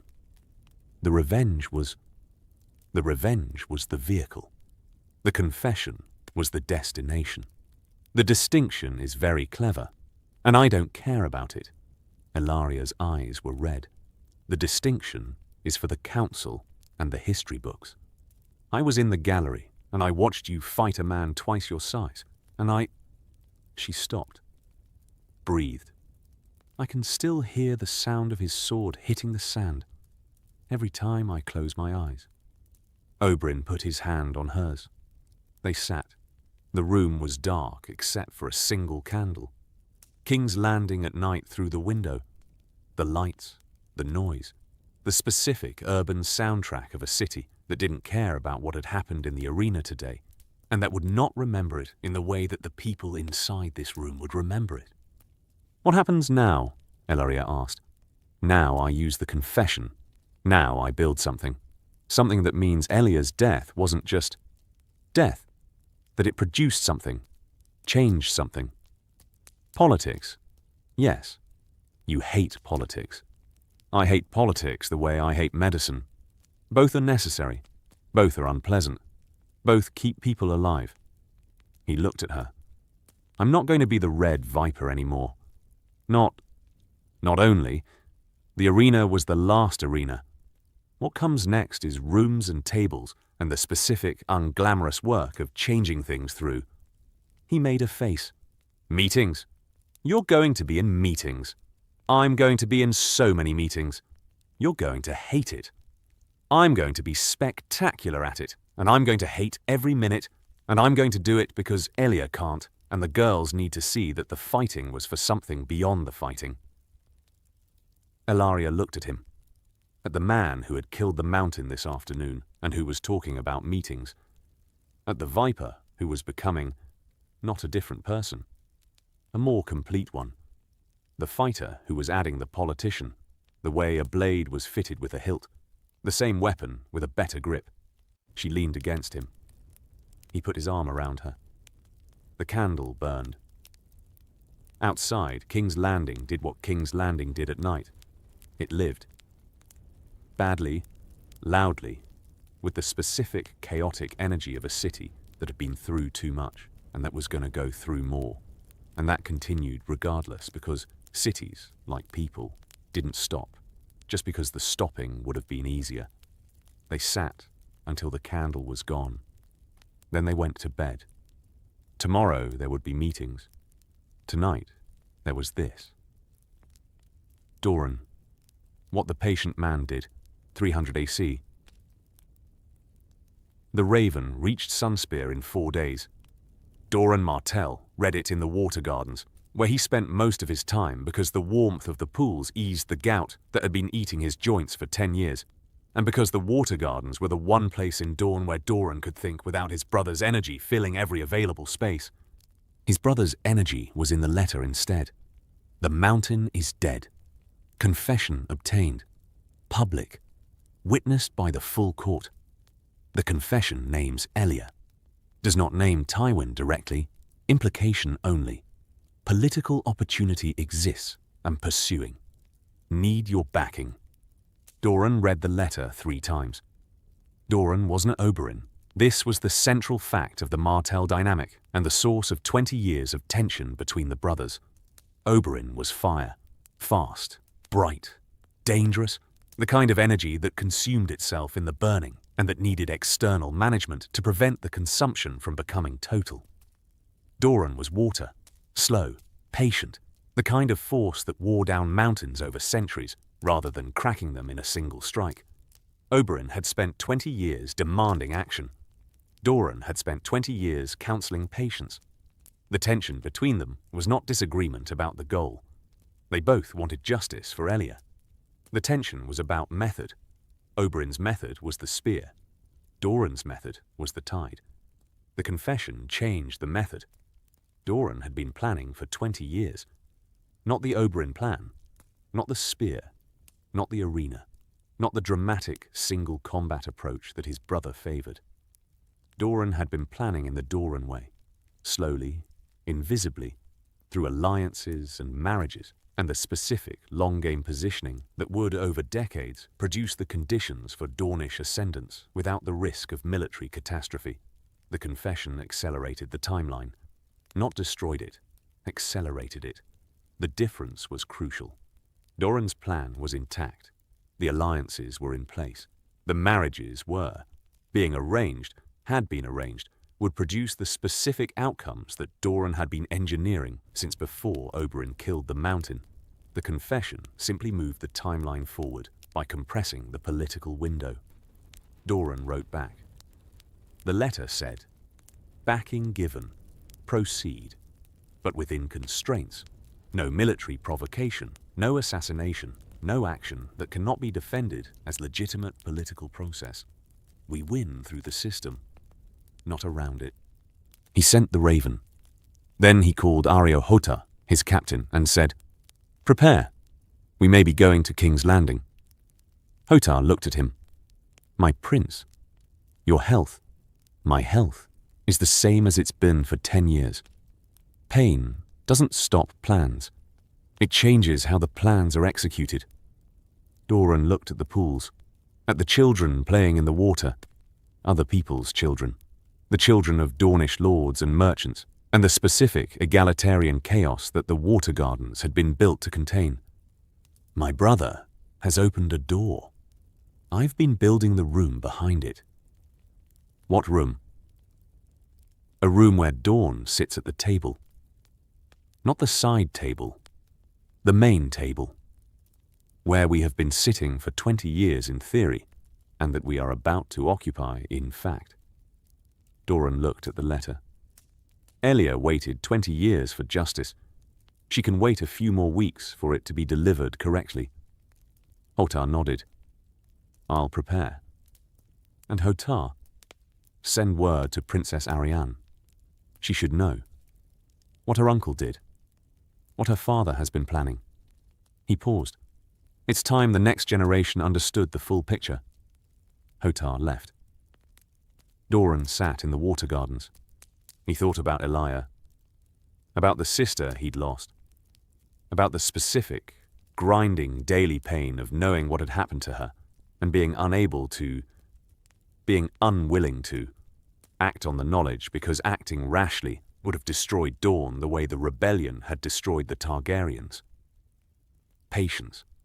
The Martell words were unbowed, unbent, unbroken. But the real Martell word, the word that Doran had lived by for 20 years and that nobody outside the family knew, was the operating principle, was patience. Patience was not passivity. Patience was not acceptance. Patience was the specific active discipline of waiting for the right moment and then moving when the moment arrived. And the moment had arrived. And Doran Martell, who had been waiting longer than anyone, who had been called weak and timid and broken by people who confuse stillness with surrender, Doran Martell was about to move. He called for parchment. He began to write letters, many letters, to many people. The tide was coming in. Joffrey, what the chaos produced. 300 AC. Joffrey died on a Tuesday, not at a wedding. There had been no time for a second wedding, the political chaos of the trial having consumed the court's attention and energy in the weeks that followed the verdict. He died at a feast, a celebration of the trial's conclusion, Cersei's idea, because Cersei believed that performing normalcy was the same as producing it, and that a feast would communicate to the court that the Lannister position was unchanged. The Lannister position was very changed. The feast communicated the opposite of what Cersei intended, which was itself a perfect encapsulation of Cersei's approach to politics. The instinct was correct, project strength, and the execution was wrong. The projection looked desperate, which was the opposite of strength. Joffrey drank the wine. The wine was poisoned. Not by Oberyn. Oberyn had been specific with his daughters about this. No Dornish poison, no action that could be traced to Dorne, no fingerprint that could be used to blame the Martells. The arrangement with Olenna had been clear on this point. Dorne's hands were clean. The Tyrell's hands were wherever the Tyrell's hands were. The Strangler was a specific poison. It worked by constricting the throat. The progressive paralysis of the muscles that controlled swallowing and then breathing, producing a death that looked like choking, that could be attributed to food rather than venom if the investigation was casual, and that was quick enough to prevent the kind of prolonged dying that produced questions about intervention. Joffrey choked, clawed at his throat, turned a colour that no living person should turn. His mother screamed. The court erupted. The Kingsguard moved. Too late. Always too late. Because the Kingsguard was designed to protect against swords and arrows and the specific visible threats that could be intercepted, not against poison in a cup that had been handed to the king by his own wine-bearer. Joffrey died on the floor of the Great Hall, with his mother holding him and his grandfather watching, and his uncle, Tyrion, standing 10 feet away, with a cup in his own hand, and the specific, horrified expression of a man who was watching a disaster happen and who was already calculating, even in the moment, even before the body was cold, how this was going to be used against him. Cersei's head came up. She looked at Tyrion. You did this. Cersei's voice was something beyond human, the sound that a mother made when her child died in her arms and the grief needed an outlet, and the outlet was whoever was closest. You killed him. I was 10 feet away. I didn't touch his cup. I didn't... Cersei, I didn't do this. Guards. Arrest? No.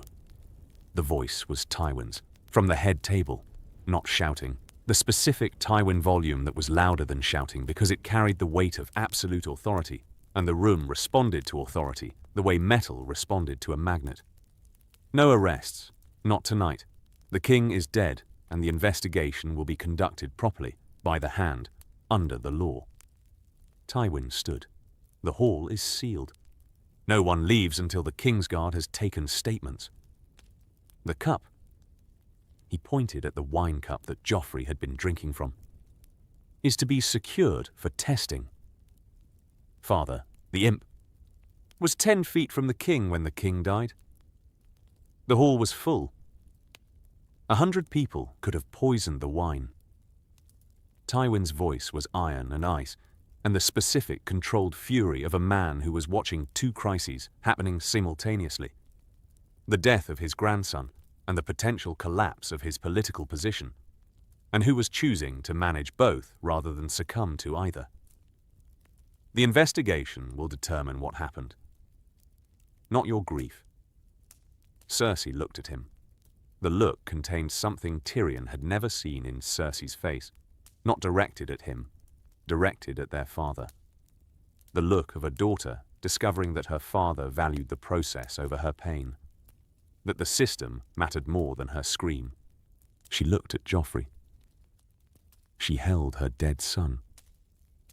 The hall was silent except for her crying and the sound of guards moving to seal the doors, and the specific, terrible intimacy of a mother's grief performed in public, because the public was the only space available. Tyrion set down his cup. He looked at Oberyn, who was across the hall at the Dornish table. Oberyn's face was blank, controlled. The specific absence of expression that a man wore when something was happening that he'd been told about but not involved in, and that he needed to appear surprised by, while not appearing too surprised. Tyrion looked at Olenna, who was at the Tyrell table. Olenna was looking at her plate. Her face was doing nothing, which, from Olenna, was everything. Tyrion thought, the wine. He thought, Olenna. He thought, the arrangement, the thing that Oberyn and Olenna had discussed in the gardens, the compatible methods, the coordinated timing. He thought, I need to be very, very careful about what I say next, and to whom I say it. He said nothing. He stood in the hall with a dead king on the floor, and his sister screaming, and his father managing, and the 2 most dangerous people in the room performing innocence from opposite sides of the hall, and he said absolutely nothing. Bronn appeared at his shoulder, materializing the way Bronn materialized, out of whatever shadow or crowd or background he'd been occupying. Time to go. I can't leave. Father sealed the hall. Your father sealed the main doors. He didn't seal the servants' passages. Bronn looked at the hall, at Cersei, at the dead boy on the floor. She's going to blame you. You know that. Trial or no trial, verdict or no verdict. She's going to blame you. She already tried to blame me. Father stopped her. Father stopped her tonight. Tomorrow, Father investigates. Father is, whatever else he is, methodical. He won't allow a second accusation without evidence because a second failed accusation destroys whatever's left of the legal system that props up the crown. That's a lot of faith in your father. It's not faith. It's calculation. Father doesn't protect me because he loves me. He protects the system because the system is what keeps him in power. Tyrion looked at the hall. The system just killed a king. Father's going to find out who did it, because the system requires that the answer be found and that the answer be correct. And if the correct answer is someone your father can't touch. Tyrion looked at Bronn. Then the game gets very interesting. Tommen, what the boy inherited. 300 a sea. Tommen Baratheon was 8 years old and he was king. He did not want to be king. He wanted his cats.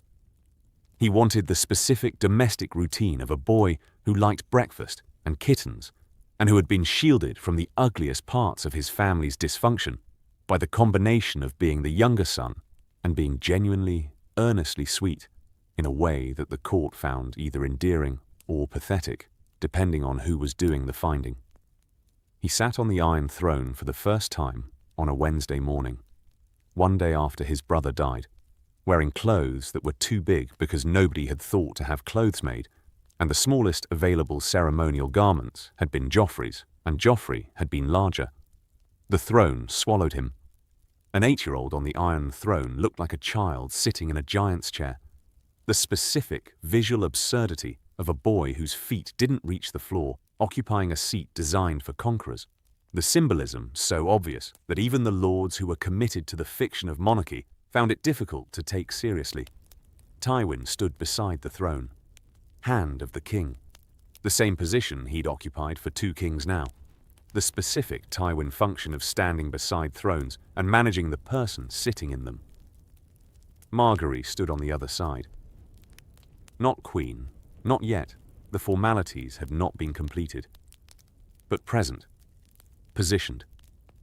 The specific Tyrell positioning that communicated, "We are here and we intend to stay," and the transition from Joffrey to Tommen does not change our arrangement. The court assembled. Tywin spoke. He spoke about continuity and stability, and the specific vocabulary of a regime assuring itself that the regime was stable, which was what regimes did when they weren't stable. And the speaking was both necessary and transparent, and everyone in the room understood both the necessity and the transparency. Then, the investigation into King Joffrey's death is ongoing. Maester Pycelle has confirmed the presence of a toxic agent in the wine. The specific agent is being identified. The investigation will proceed under my authority, and the results will be presented to the court when complete. Cersei, in the front row, wearing black, her face the specific controlled devastation of a woman holding together in public what had come apart in private. My son was murdered. Your son was killed. The distinction between murder and assassination and other categories of killing is what the investigation will determine. Tywin looked at the court. No accusations will be made without evidence. No arrests will be conducted without cause. The law will be followed. The law will be followed. Tywin said it as a statement. It landed as a threat. The specific Tywin threat that was delivered as a principle and received as a warning. The law will be followed, and the following would be Tywin's, and the results would be Tywin's, and whoever had killed the king would answer to Tywin's law, which was the only law that mattered. Tyrion watched from the gallery. He watched, and he thought, "Father knows." Or suspects. The investigation is not going to find the Tyrells because the Tyrells are too careful to leave evidence. The investigation is going to find a convenient answer, a servant, a fool, a scapegoat, and the convenient answer will close the case, and the real answer will remain known but unprovable, and the knowing will become a tool that Father uses to manage the Tyrell alliance. He was partly right. The investigation found the fool. Tywin, the investigation. 300 AC. Ser Dontos Hollard was found in the harbour with his throat cut 3 days after the feast. He had been a fool, literally, the court fool, a former knight stripped of his knighthood who had been performing at court events for the past year. The investigation connected him to the wine. He had been seen near the cup. He had the opportunity. And he was now dead, which was both suspicious and convenient. Dead men couldn't be questioned. Tywin presented the findings to the small council. Ser Dontos was involved in the poisoning. The specific agent, the Strangler, a compound restricted to the Citadel and to specific merchants in the Free Cities, was likely introduced through a gem on a hairnet worn by... He paused, The pause was calculated. Everything about this presentation was calculated. By a guest at the feast. Which guest? Cersei demanded. The investigation has not determined which guest. Tywin looked at the council. Ser Dontos is dead. His co-conspirator, the provider of the poison, has not been identified. The investigation continues. This was Tywin's solution. The convenient answer that closed the immediate case without closing the larger question. The fool was guilty. The fool was dead. The fool's accomplice was unknown. The investigation would continue indefinitely, which meant the investigation would continue for as long as the continuation was useful to Tywin, and would conclude when concluding became more useful than continuing. Oberyn watched this from the Dornish delegation's position. He saw what Tywin was doing. The partial closure, enough to satisfy the court's need for answers, insufficient to threaten the Tyrell alliance. Tywin knew, Oberyn was certain that Tywin knew or suspected the Tyrells. But Tywin couldn't act on the knowledge, because acting on it meant losing the Tyrells. And losing the Tyrells meant losing the grain and the swords, and the specific economic and military foundation that kept the Lannister position viable. Tywin was trapped. Not imprisoned. Trapped in the specific way that powerful men were trapped by the very alliances that made them powerful. The Tyrells were both the support and the threat, and the support and the threat were the same people. And Tywin couldn't remove the threat without removing the support. Oberyn found this deeply satisfying. Not the death of a boy. Oberyn had no feelings about Joffrey, who had been a monster in the specific way that pampered, unchecked boys became monsters, but whose death was a political event rather than a moral one. Joffrey's death didn't produce justice. It produced opportunity. The opportunity was Tommen, 8 years old. Manageable. Sweet. The kind of king who would be managed by whoever stood behind the throne. And the question of who stood behind the throne was the question that the next weeks would answer.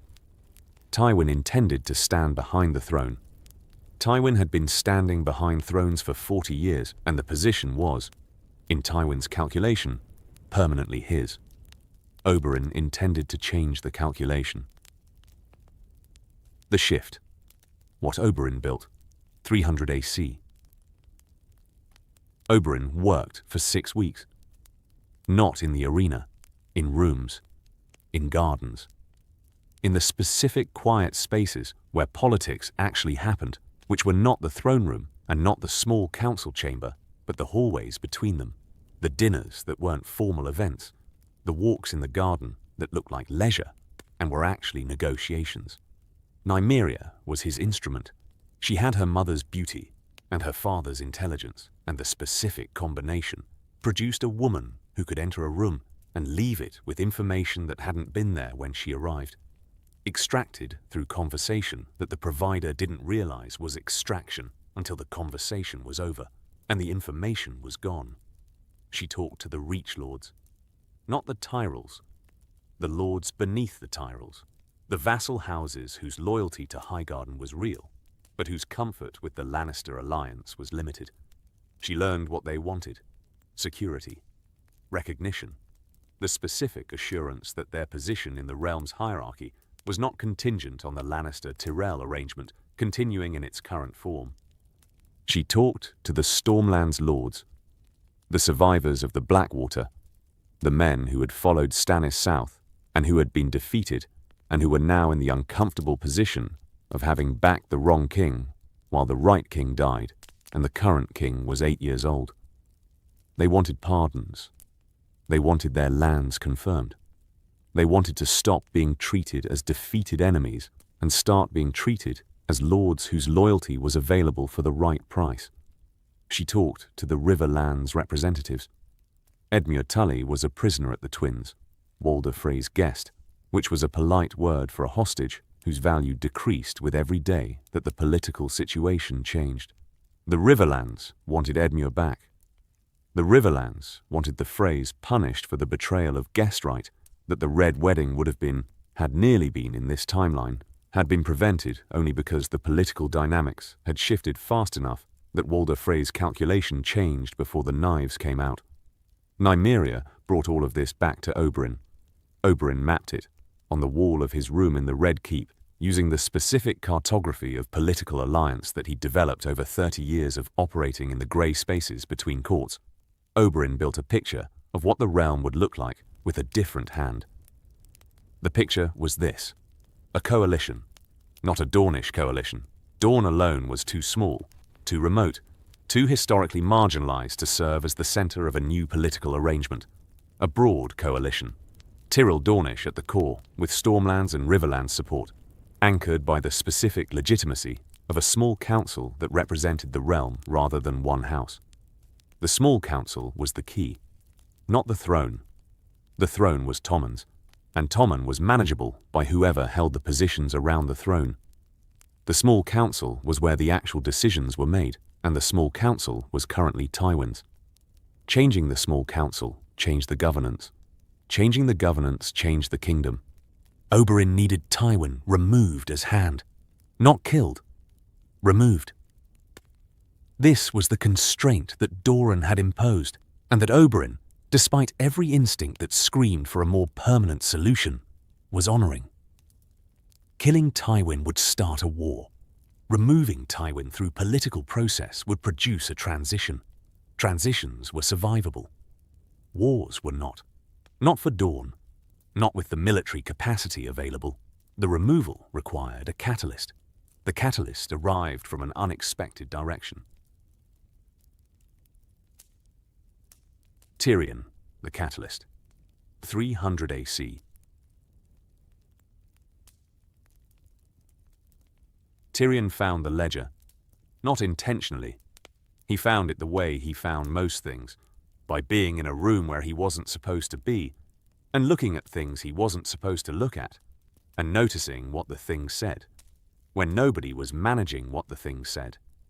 The ledger was in the office of the Master of Coin, a position that had been occupied by Littlefinger, and that was now occupied by nobody, because Littlefinger was in the Vale being Lord Protector, and nobody had been appointed to replace him, and the office had been operating on institutional momentum and the specific bureaucratic autopilot that happened when a position was empty and the machinery kept grinding because machinery didn't know it was supposed to stop. The ledger documented the Crown's debt, not the public debt, the 6 million gold dragons owed to the Iron Bank, which was known, which was managed, which was the specific acknowledged financial crisis that the Crown was navigating with the desperate creativity of an institution that owed more than it could pay. The private debt. The debt that was owed to Casterly Rock. 3 million gold dragons, lent by Tywin Lannister to the Crown over a period of 10 years. Interest accumulating. The specific financial architecture of a man who had made his own grandson's government dependent on his personal fortune, and who was using the dependency as a lever to control the governance. Tyrion sat with the ledger for 3 hours. He'd known about the debt in general terms. Everyone knew that the Crown was in debt to the Iron Bank and to the Lannisters. What Tyrion hadn't known was the specificity, the interest rates, the repayment terms, the specific clauses that gave Tywin operational control over the Treasury's decisions. The clauses were not loans. They were chains. The Crown couldn't replace Tywin as hand without triggering the debt clauses. The debt clauses required immediate repayment in the event of termination of the lending arrangement. The lending arrangement was defined as the service of Lord Tywin Lannister to the Crown in a capacity consistent with his position. Translation: fire Tywin and the debt comes due. The debt comes due and the Crown bankrupts. The Crown bankrupts and the realm collapses. Tywin had built himself a trap for anyone who tried to remove him. A financial deadman's switch that ensured his position was permanent because the alternative to his position was economic catastrophe. Tyrion took the ledger to Oberyn, not to Tywin. The fact that Tyrion's first instinct was to bring the information to Oberyn rather than his father was itself the most significant decision Tyrion had made in his life. The decision was not dramatic. It was the specific, quiet crossing of a line that had been approaching for years. The line between I am a Lannister who has been mistreated by my family and I am a person who is choosing a different side. Oberyn read the ledger. He read it the way he read everything. Quickly, thoroughly, with the specific intelligence of a man who had been educated at the Citadel and who understood financial instruments the way he understood poisons, as tools with specific properties and specific applications. He chained the throne to his purse. He built a system where removing him destroys the economy. The debt clauses they're not standard lending terms. They're political instruments disguised as financial ones. Can they be broken? Not without defaulting on the debt. Default triggers the Iron Bank's terms as well. The bank's loans are cross-collateralized with the Lannister loans. Pull one thread and the whole fabric comes apart. Unless? Tyrion looked at him. Unless the debt is refinanced, replaced. The Lannister loans paid off with different capital. Capital that doesn't carry political strings. Oberyn looked at the ledger. The Tyrell treasury. The Reach is the wealthiest region in the realm. If the Tyrells assumed the Lannister debt, bought it effectively, the chains break. The Tyrells would never do it for free, but the Tyrells might do it for the handship. The room adjusted. The idea was large and the room felt smaller around it. You're proposing, Tyrion said, that the Tyrells buy my father's debt, pay it off, in exchange for which my father loses the financial leverage that keeps him as hand. The Tyrells become the crown's creditor, and the new hand is someone the Tyrells trust, someone Dorne trusts, someone who represents the coalition rather than one house. Who? That's the negotiation. Oberyn set down the ledger. But the mechanism is here, in these numbers. Your father built a cage around the throne, and the cage has a key, and the key is money. He looked at Tyrion. Lannisters always pay their debts. What happens when someone else pays them first? Tyrion sat with this. He thought about his father, about Tywin's face in the gallery at the trial, the mask, the control, the absolute refusal to acknowledge that a tool had been lost, and a trial had been lost, and a position was eroding. He thought about the family, about the specific Lannister architecture that he'd been born inside, and that had tried to kill him, and that was now, through this ledger, revealed to be not just a family, but a financial instrument, a system of leverage and dependency that Tywin had built not through blood, but through gold. Lannisters always pay their debts. The debts were the power. The debts were the position. The debts were the trap. And Tyrion, the son who had been expendable, the dwarf who had been sentenced to death by his own family's champion, was holding the key. Do it, Tyrion said. Do what? Take it to Olenna, the ledger, the proposal, the refinancing. He held Oberyn's gaze. Break the cage. Oberyn looked at him. You're betraying your father. My father tried to have me killed. This is not betrayal. This is... He searched for the word. Found it. Consequence. Oberyn took the ledger. The negotiation. What the money did. Olenna Tyrell read the ledger in her rooms with a glass of wine and the specific, concentrated attention of a woman who had been managing a great house's finances for 40 years, and who recognized, in these numbers, the shape of the opportunity she'd been waiting for. 3 million. 3 million, with interest, owed to Casterly Rock. Oberyn sat across from her. The clauses require repayment upon termination of Tywin's service. The debt is the chain. And you want us to buy the chain. I want you to break the chain. Buy the debt. Pay it off. Replace the Lannister hold on the treasury with a Tyrell hold that comes with different terms.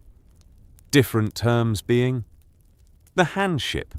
A reconstituted small council. Dornish representation.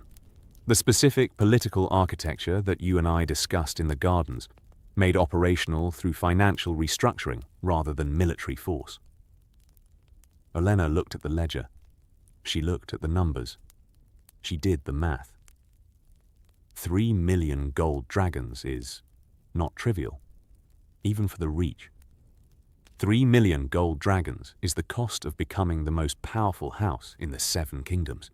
Currently, that title belongs to the Lannisters, and it belongs to them because of this ledger. Transfer the ledger, and you transfer the title.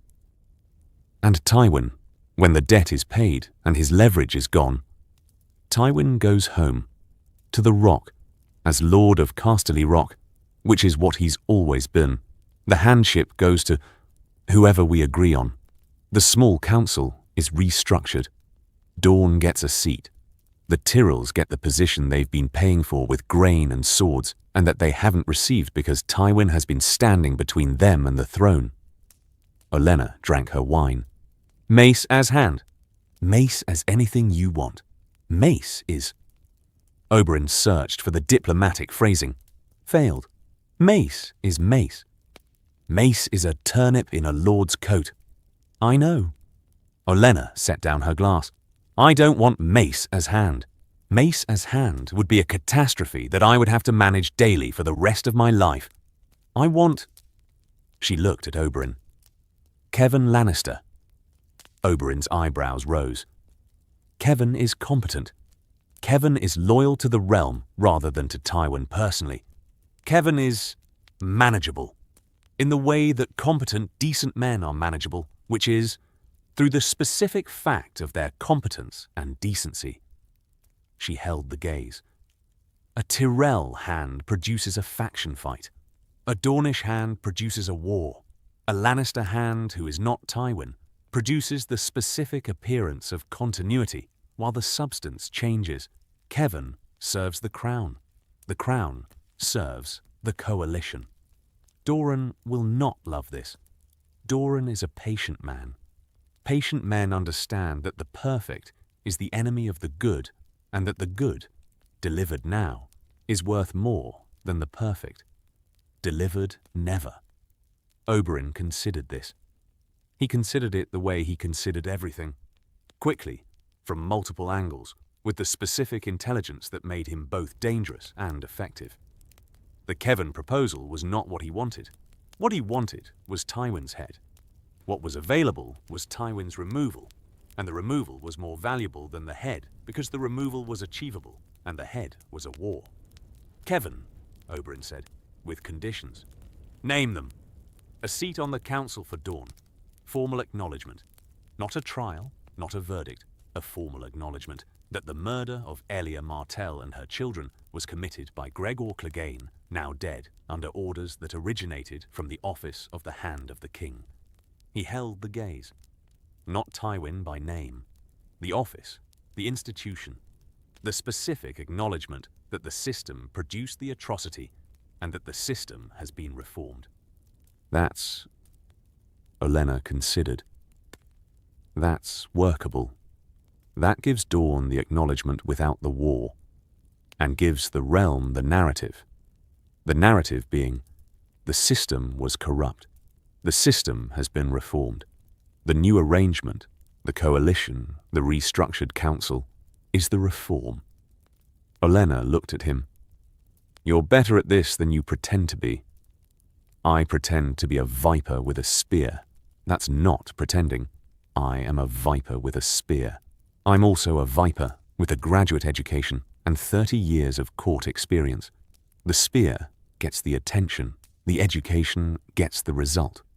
Olenna stood. I'll fund the debt purchase. Through the Tyrell treasury, Margaery will be queen. Tommen's queen, which is significantly more pleasant than Joffrey's queen, for everyone involved. The handship goes to Kevan under the conditions we've discussed. She held out her hand. Done. Oberyn took her hand. Done. They shook on the realignment of the Seven Kingdoms' power structure with the casual efficiency of two people who had been doing deals for longer than most of the court had been alive, and who understood that the handshake was the contract and the words were decoration. Tywin, The Fall, 300 AC.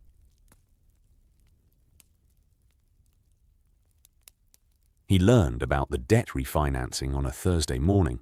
The notification came through the Master of Coin's office, the same office where Tyrion had found the ledger, the office that was still operating without a permanent occupant, and that was therefore operating with the specific, bureaucratic vulnerability of a machine running without supervision. The notification said, the Crown's debt to House Lannister, totaling 3,200,000 gold dragons, plus accumulated interest, had been repaid in full. The repayment had been conducted through a transfer from the Tyrell Treasury, authorized by Lady Olenna Tyrell as financial representative of House Tyrell, and countersigned by Grand Maester Pycelle as institutional witness. Pycelle, Tywin's own loyalist, signing the document that freed the crown from Tywin's grip. Tywin sat with the notification. He sat with it the way he had sat with the Mountain's confession, with the 11 minutes of stillness that were Tywin's version of catastrophe. The numbers on the page were not just numbers. They were the removal of the structure he'd built over 10 years, the financial architecture that ensured his position was permanent, the trap that no one was supposed to be able to spring, because no one was supposed to have the money. The Tyrells had the money. He picked up the notification, read it again, set it down. He called for Kevan. Kevan came. Kevan was 55, solid, the specific kind of competent that existed in the shadow of brilliance, not Tywin's equal, but Tywin's complement, the man who executed what Tywin designed and who had been doing so for 30 years with the specific loyalty of a brother who had chosen to serve rather than compete. You've seen the refinancing? Kevan nodded. I signed the counter-signature. Tywin looked at him. You signed? I signed it because it was the legal instrument by which the Crown's debt was reduced. As a member of the Council, I am required to countersign financial instruments that benefit the Crown's fiscal position. Kevan held his brother's gaze. The instrument benefits the Crown. The instrument removes your leverage. Yes. It removes your financial hold on the Treasury and replaces it with a Tyrell hold that carries different terms. Kevan sat down. Tywin, I signed it because it was the right thing to do. The right thing. The Crown was being held hostage by our own family's debt. That debt was designed to ensure your position. I know that. You know I know that. The realm didn't know it until now. Until someone found the ledger and showed it to people who could act on it. Tyrion. Probably. I don't know who found it. I know the finding happened and the finding produced the refinancing, and the refinancing is done. Tywin's face was the mask, the 40-year mask. But behind the mask, and Kevan could see behind the mask because Kevan had been looking at it for 50 years, something was happening. Not collapse, not defeat. Recalculation, the specific Tywin process of encountering a new variable and incorporating it into the model. They'll ask me to step down. They'll ask you to step down. And the replacement? Kevan was silent. Tywin looked at his brother. You. That has been suggested. By whom? By the people who arranged the refinancing. The Tyrells, the Martells, and others. Others. A coalition, broad enough that opposing it would require the military option, and the military option is... Kevan paused. He was choosing words with the specific care of a man who was about to say something that would change his relationship with his brother permanently. The military option is the option that destroys the realm, and I will not support the destruction of the realm to preserve your position. The room was very quiet. You're choosing them over me. I'm choosing the realm over the arrangement. The arrangement served the realm for 20 years. The confession changed it. The murder of the king changed it. The debt revelation changed it. The arrangement is over, Tywin. Kevan's voice was steady, but his hands were not. This was the hardest thing he'd ever done, and the doing was visible in the tremor that 30 years of serving his brother couldn't suppress. Go home, to the Rock, as Lord of Casterly Rock, with dignity and position and life. Go home alive and powerful and defeated. And transitioned. Transition is not defeat. Transition is the world changing and the people in it changing with it. And the men who refuse to change are the men who are removed by force. I'm offering you the alternative to force. Tywin looked at his brother. The mask held. The mask always held. But behind it, Kevan saw this, because Kevan had been seeing it for 50 years. Behind it, something was being put down, not gracefully, not with acceptance, with the specific, grudging Lannister acknowledgement that the position was untenable, and that the man who had built it was the last person who would admit it. I want terms. You'll have terms, generous terms. The coalition is not trying to destroy you. The coalition is trying to replace you. Those are different projects, and the difference matters. Tywin stood. He walked to the window, King's Landing below. The city he'd been running for 20 years, through Aerys, through Robert, through Joffrey, through the specific, unbroken continuity of Tywin Lannister standing behind thrones and managing the people sitting in them. The Lion of the Rock, he said. Not to Kevan, to the window, to the city, to the specific accumulation of 40 years of being the most powerful man in the 7 kingdoms and finding that the power had been not taken, outmaneuvered, by a Dornish prince and a Tyrell grandmother and a dwarf with a ledger. When? He asked. Within the week. Tywin left the Tower of the Hand. He left it the way he left everything. Upright, composed, the mask in place. The specific performance of control maintained until the door closed and the corridor was empty and the performance had no audience. He went to the Rock. Cersei, the departure, 300 AC. She packed herself. This was the detail that the servants would remember and talk about for years afterward, that the Queen Regent, the Queen Mother, Cersei Lannister, who had not dressed herself in 20 years and who had not folded a garment since childhood, packed her own trunk. Not because there were no servants available, because the act of packing was the act of choosing what to take, and leaving was already a humiliation, and allowing someone else to choose what she took would have been a humiliation compounded. And Cersei's pride, the specific Lannister pride that was both her defining quality and her most consistent limitation, would not permit compounding. She packed the green gown, the gold jewelry, the portrait of Joffrey, small, commissioned when he was 6, before the cruelty had fully calcified, when his face still had the softness of a child who might have been something other than what he became. She packed this portrait because it was the Joffrey she wanted to remember, and because memory was the one thing the new arrangement couldn't confiscate. She did not pack the crown. The crown was Margaery's now. The crown and the king and the throne and the city and the specific position that Cersei had occupied since Robert's death, and that she had defended with every tool available, and that she had lost. Not to an army, not to a battle, but to a poisoned cup, and a Dornish spear, and a ledger. A ledger.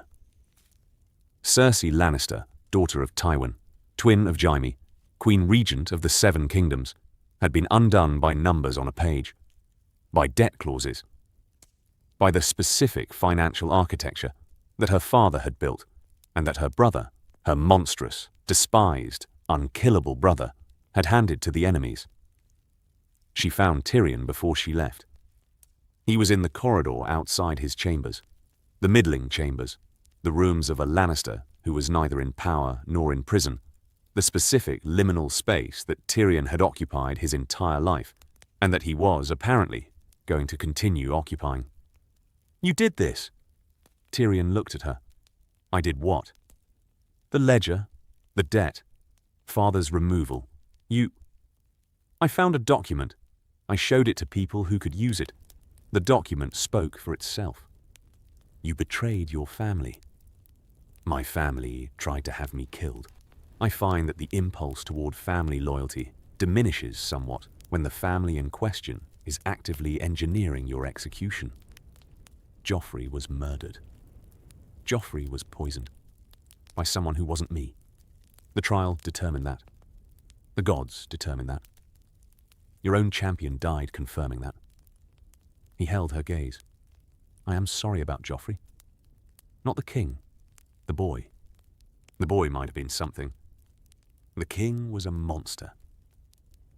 The distinction matters, and you've never been willing to see it.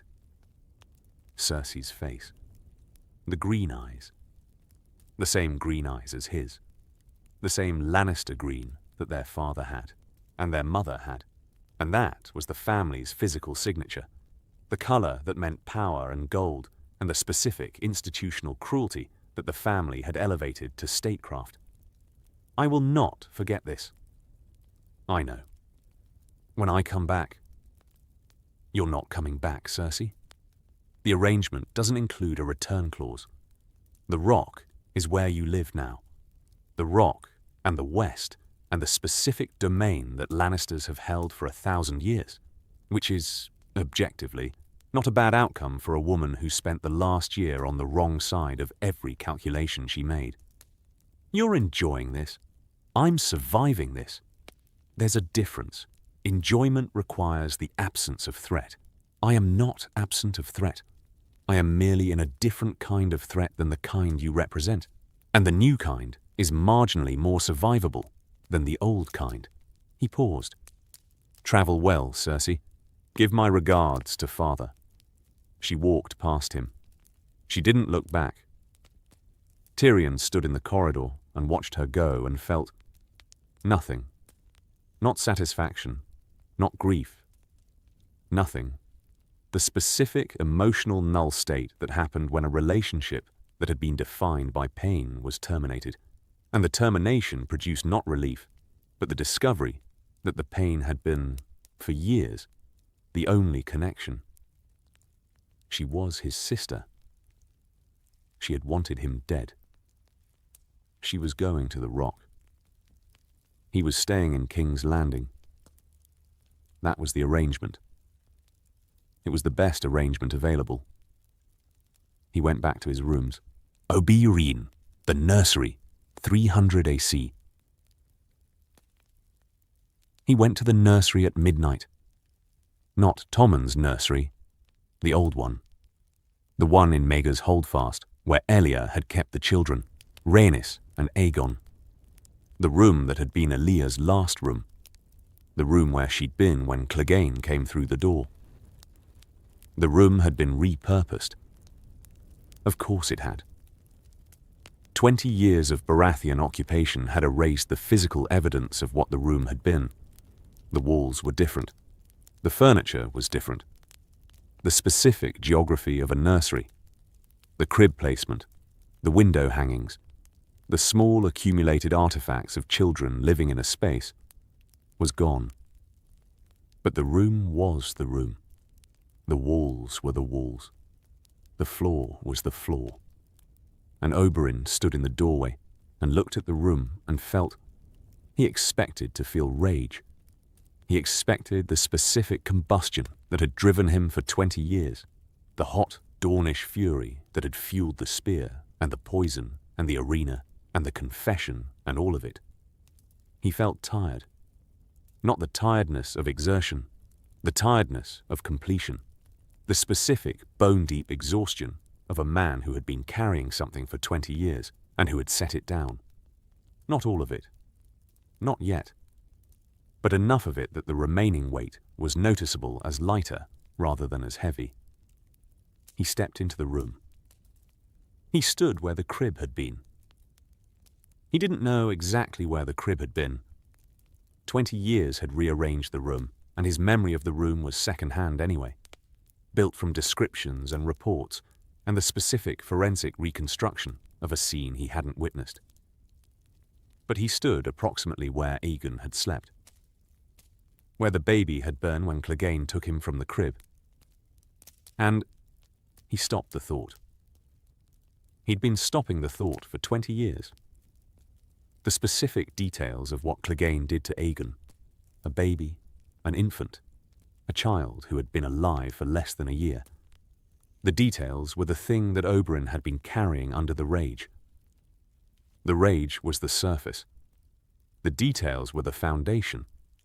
And the details were the thing he couldn't set down, couldn't lighten, couldn't reduce through any amount of political maneuvering or institutional reform. Aegon was dead. Rhaenys was dead. Elia was dead. The Mountain was dead. And Tywin was removed.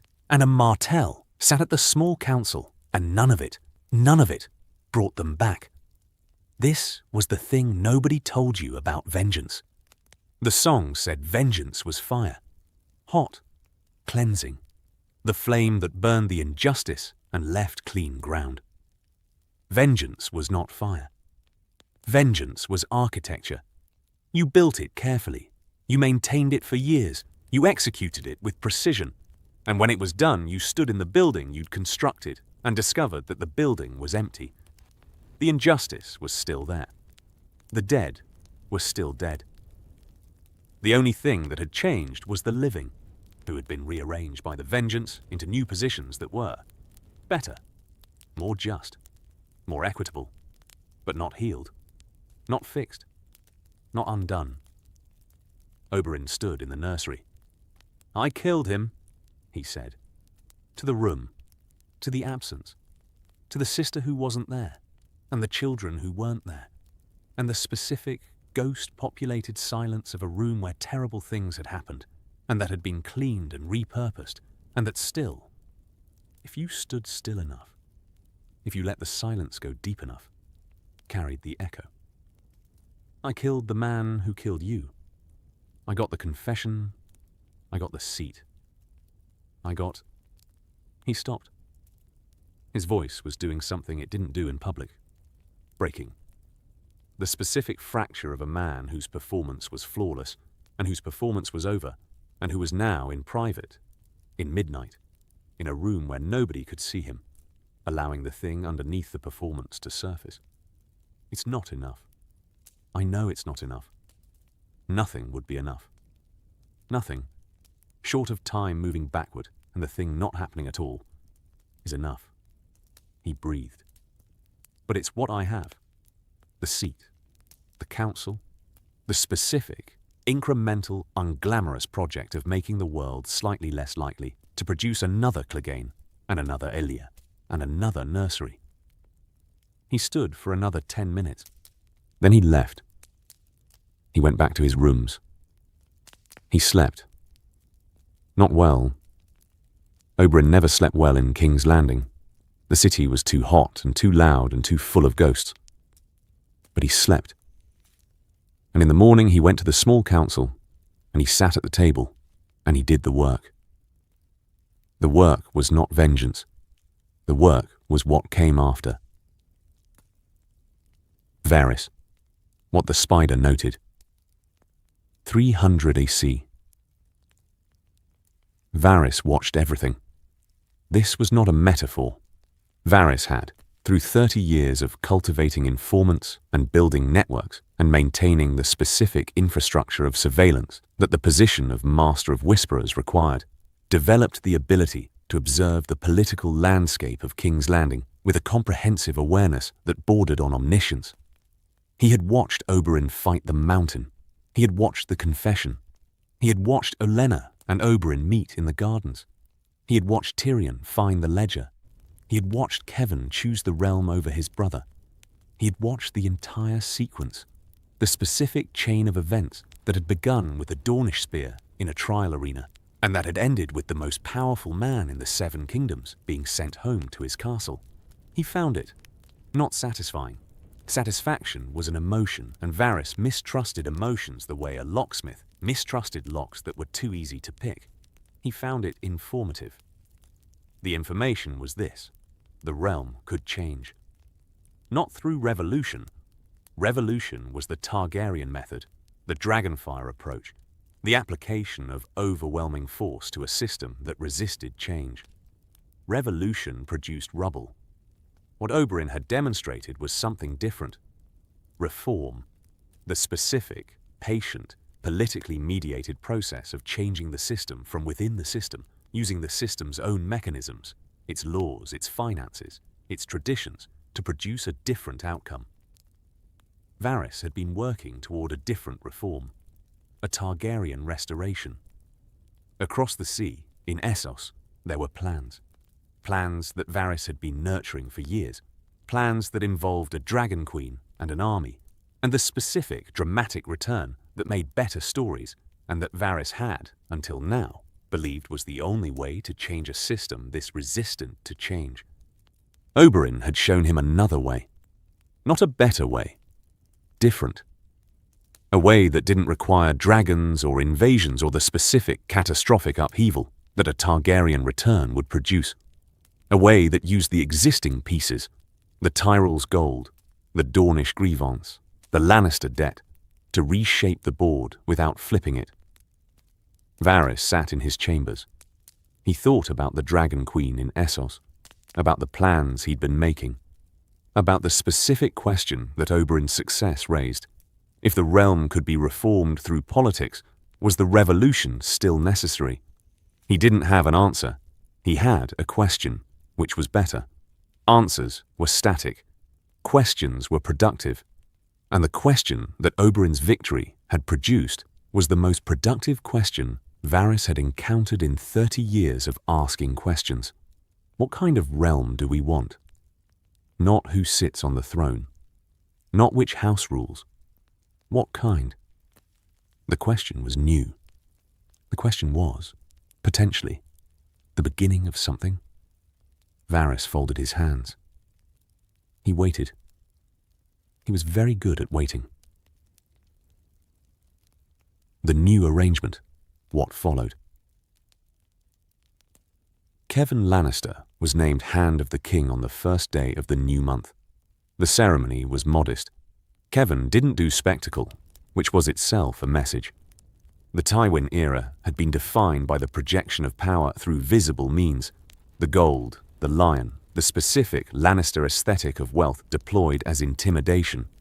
Kevan's handship began with a quiet ceremony and a speech that lasted 4 minutes and that said, in essence, the work continues, the law applies, the realm endures. Tommen sat on the throne and looked small and serious and slightly confused, which was an improvement over Joffrey in every conceivable metric. The small council reconvened. The new composition, Hand of the King, Sir Kevan Lannister, competent, decent, the specific anti-Tywin who was a Lannister by blood and a public servant by temperament. Master of Coin, Willas Tyrell, the crippled eldest Tyrell son, sent from Highgarden by Olenna because Willas was brilliant with numbers and because a Tyrell controlling the treasury was the quid pro quo of the refinancing. Master of Ships, unchanged, Mace. Tyrell remained because removing Mace from the council would have insulted the Tyrells, and because Mace in the ship's position was the kind of harmless appointment that maintained an alliance without actually giving the appointee anything to damage. Master of Whisperers, Varys, unchanged. Varys survived transitions the way cockroaches survived fires, through the specific evolutionary advantage of being useful to whoever was in charge. Master of Laws, Prince Oberyn Martell. This was the seat that changed everything. A Dornish prince on the small council. For the first time in anyone's memory. Dorne, which had been the last kingdom to join and the first to be marginalized, which had been treated for a century as the annoying appendix of the realm that the rest of the body neither needed nor wanted, was sitting at the table. Oberyn took the seat with the specific, deliberate satisfaction of a man who had fought, manipulated, allied, and strategized his way to a position that his family had been denied for 20 years, and that Aaliyah's murder had made necessary. He sat at the table, and he looked at the other members and he thought, this is what the confession produced. Not justice. Not yet. Justice was the larger project, the decades-long work of reforming the system that had produced the Cleganes and the Tywins, and the specific institutional cruelty that turned princesses into casualties.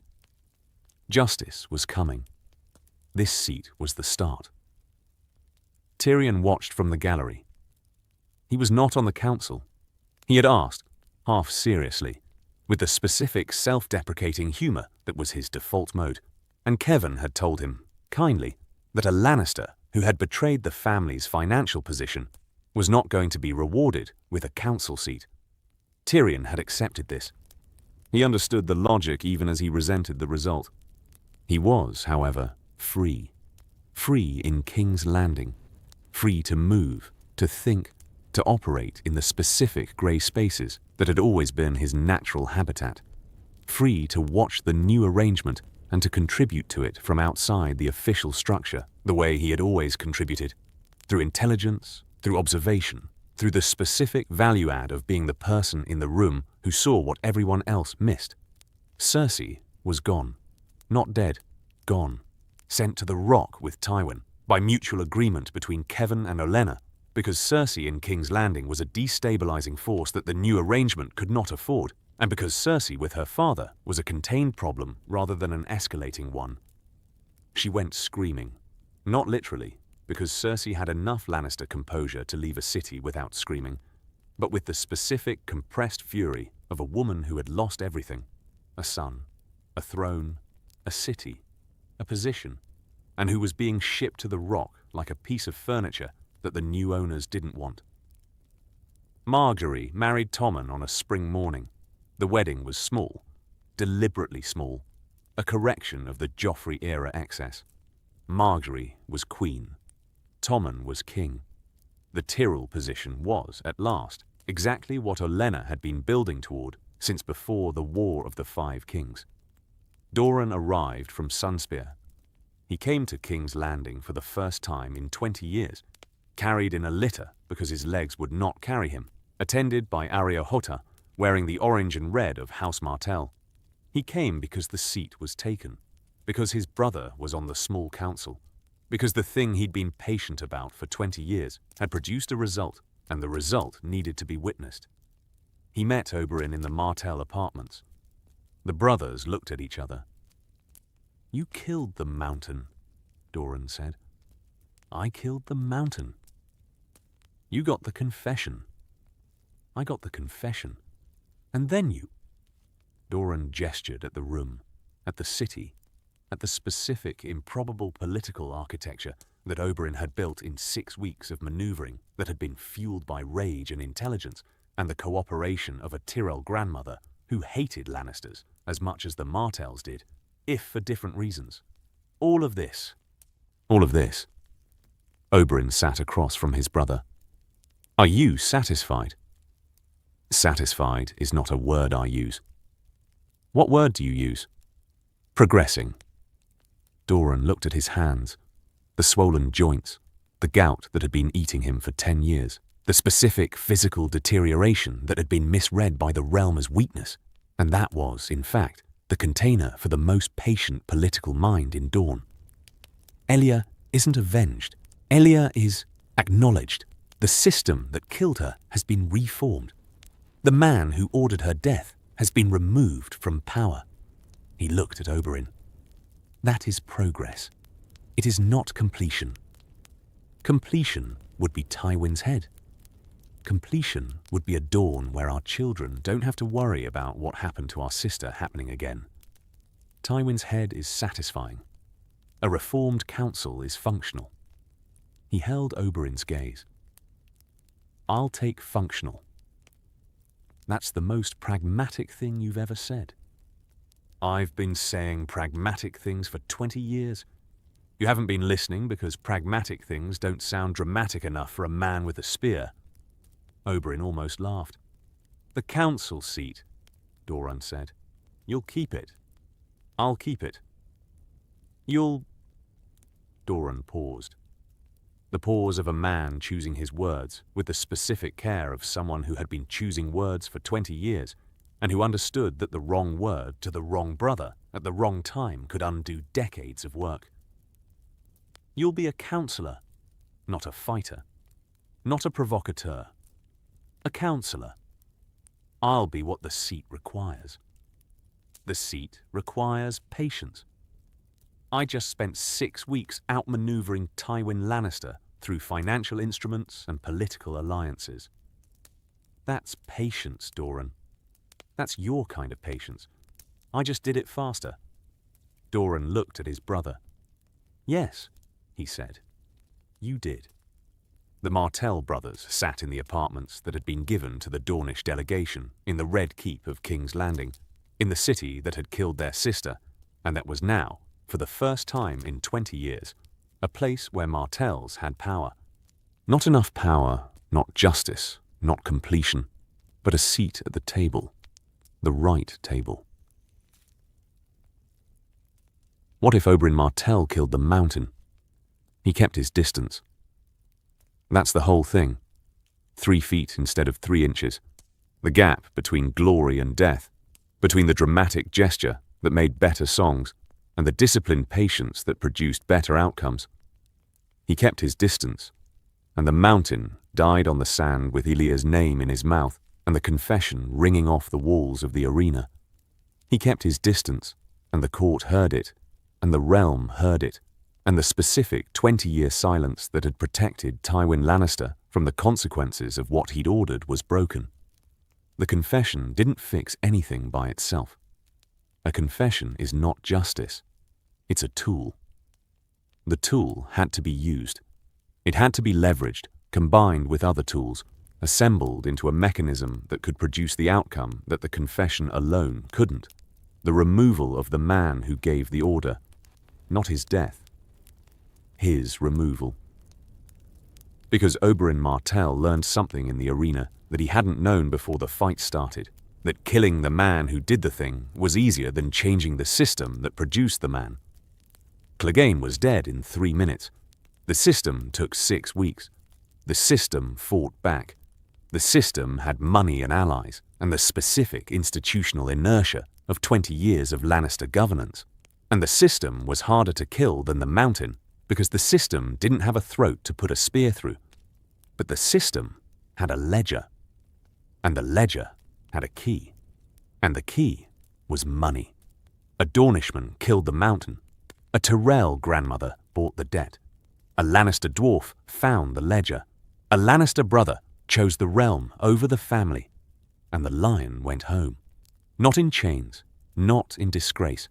In the specific Lannister version of defeat that was diminished, reduced, sent to the rock with his daughter and his gold and his legacy, which was now a legacy that included a public confession and a removed handship and the specific historical footnote that Tywin Lannister, the most powerful man in the 7 kingdoms, was undone not by a sword, but by a spreadsheet.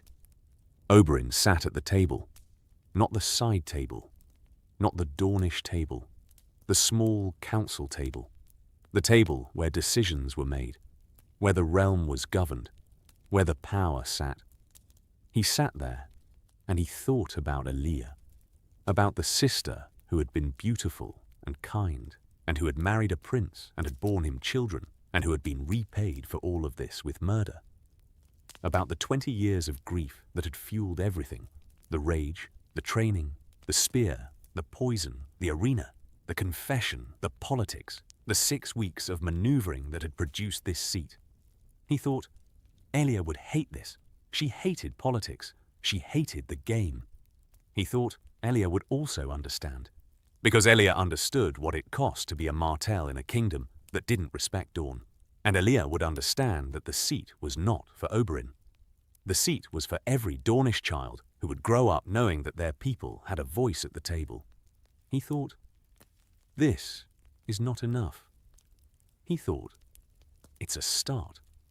The Red Viper of Dorne, master of laws, sitting at the small council table in the Red Keep of King's Landing with the ghost of his sister beside him and the specific, patient, ongoing project of making the realm into something that deserved to survive.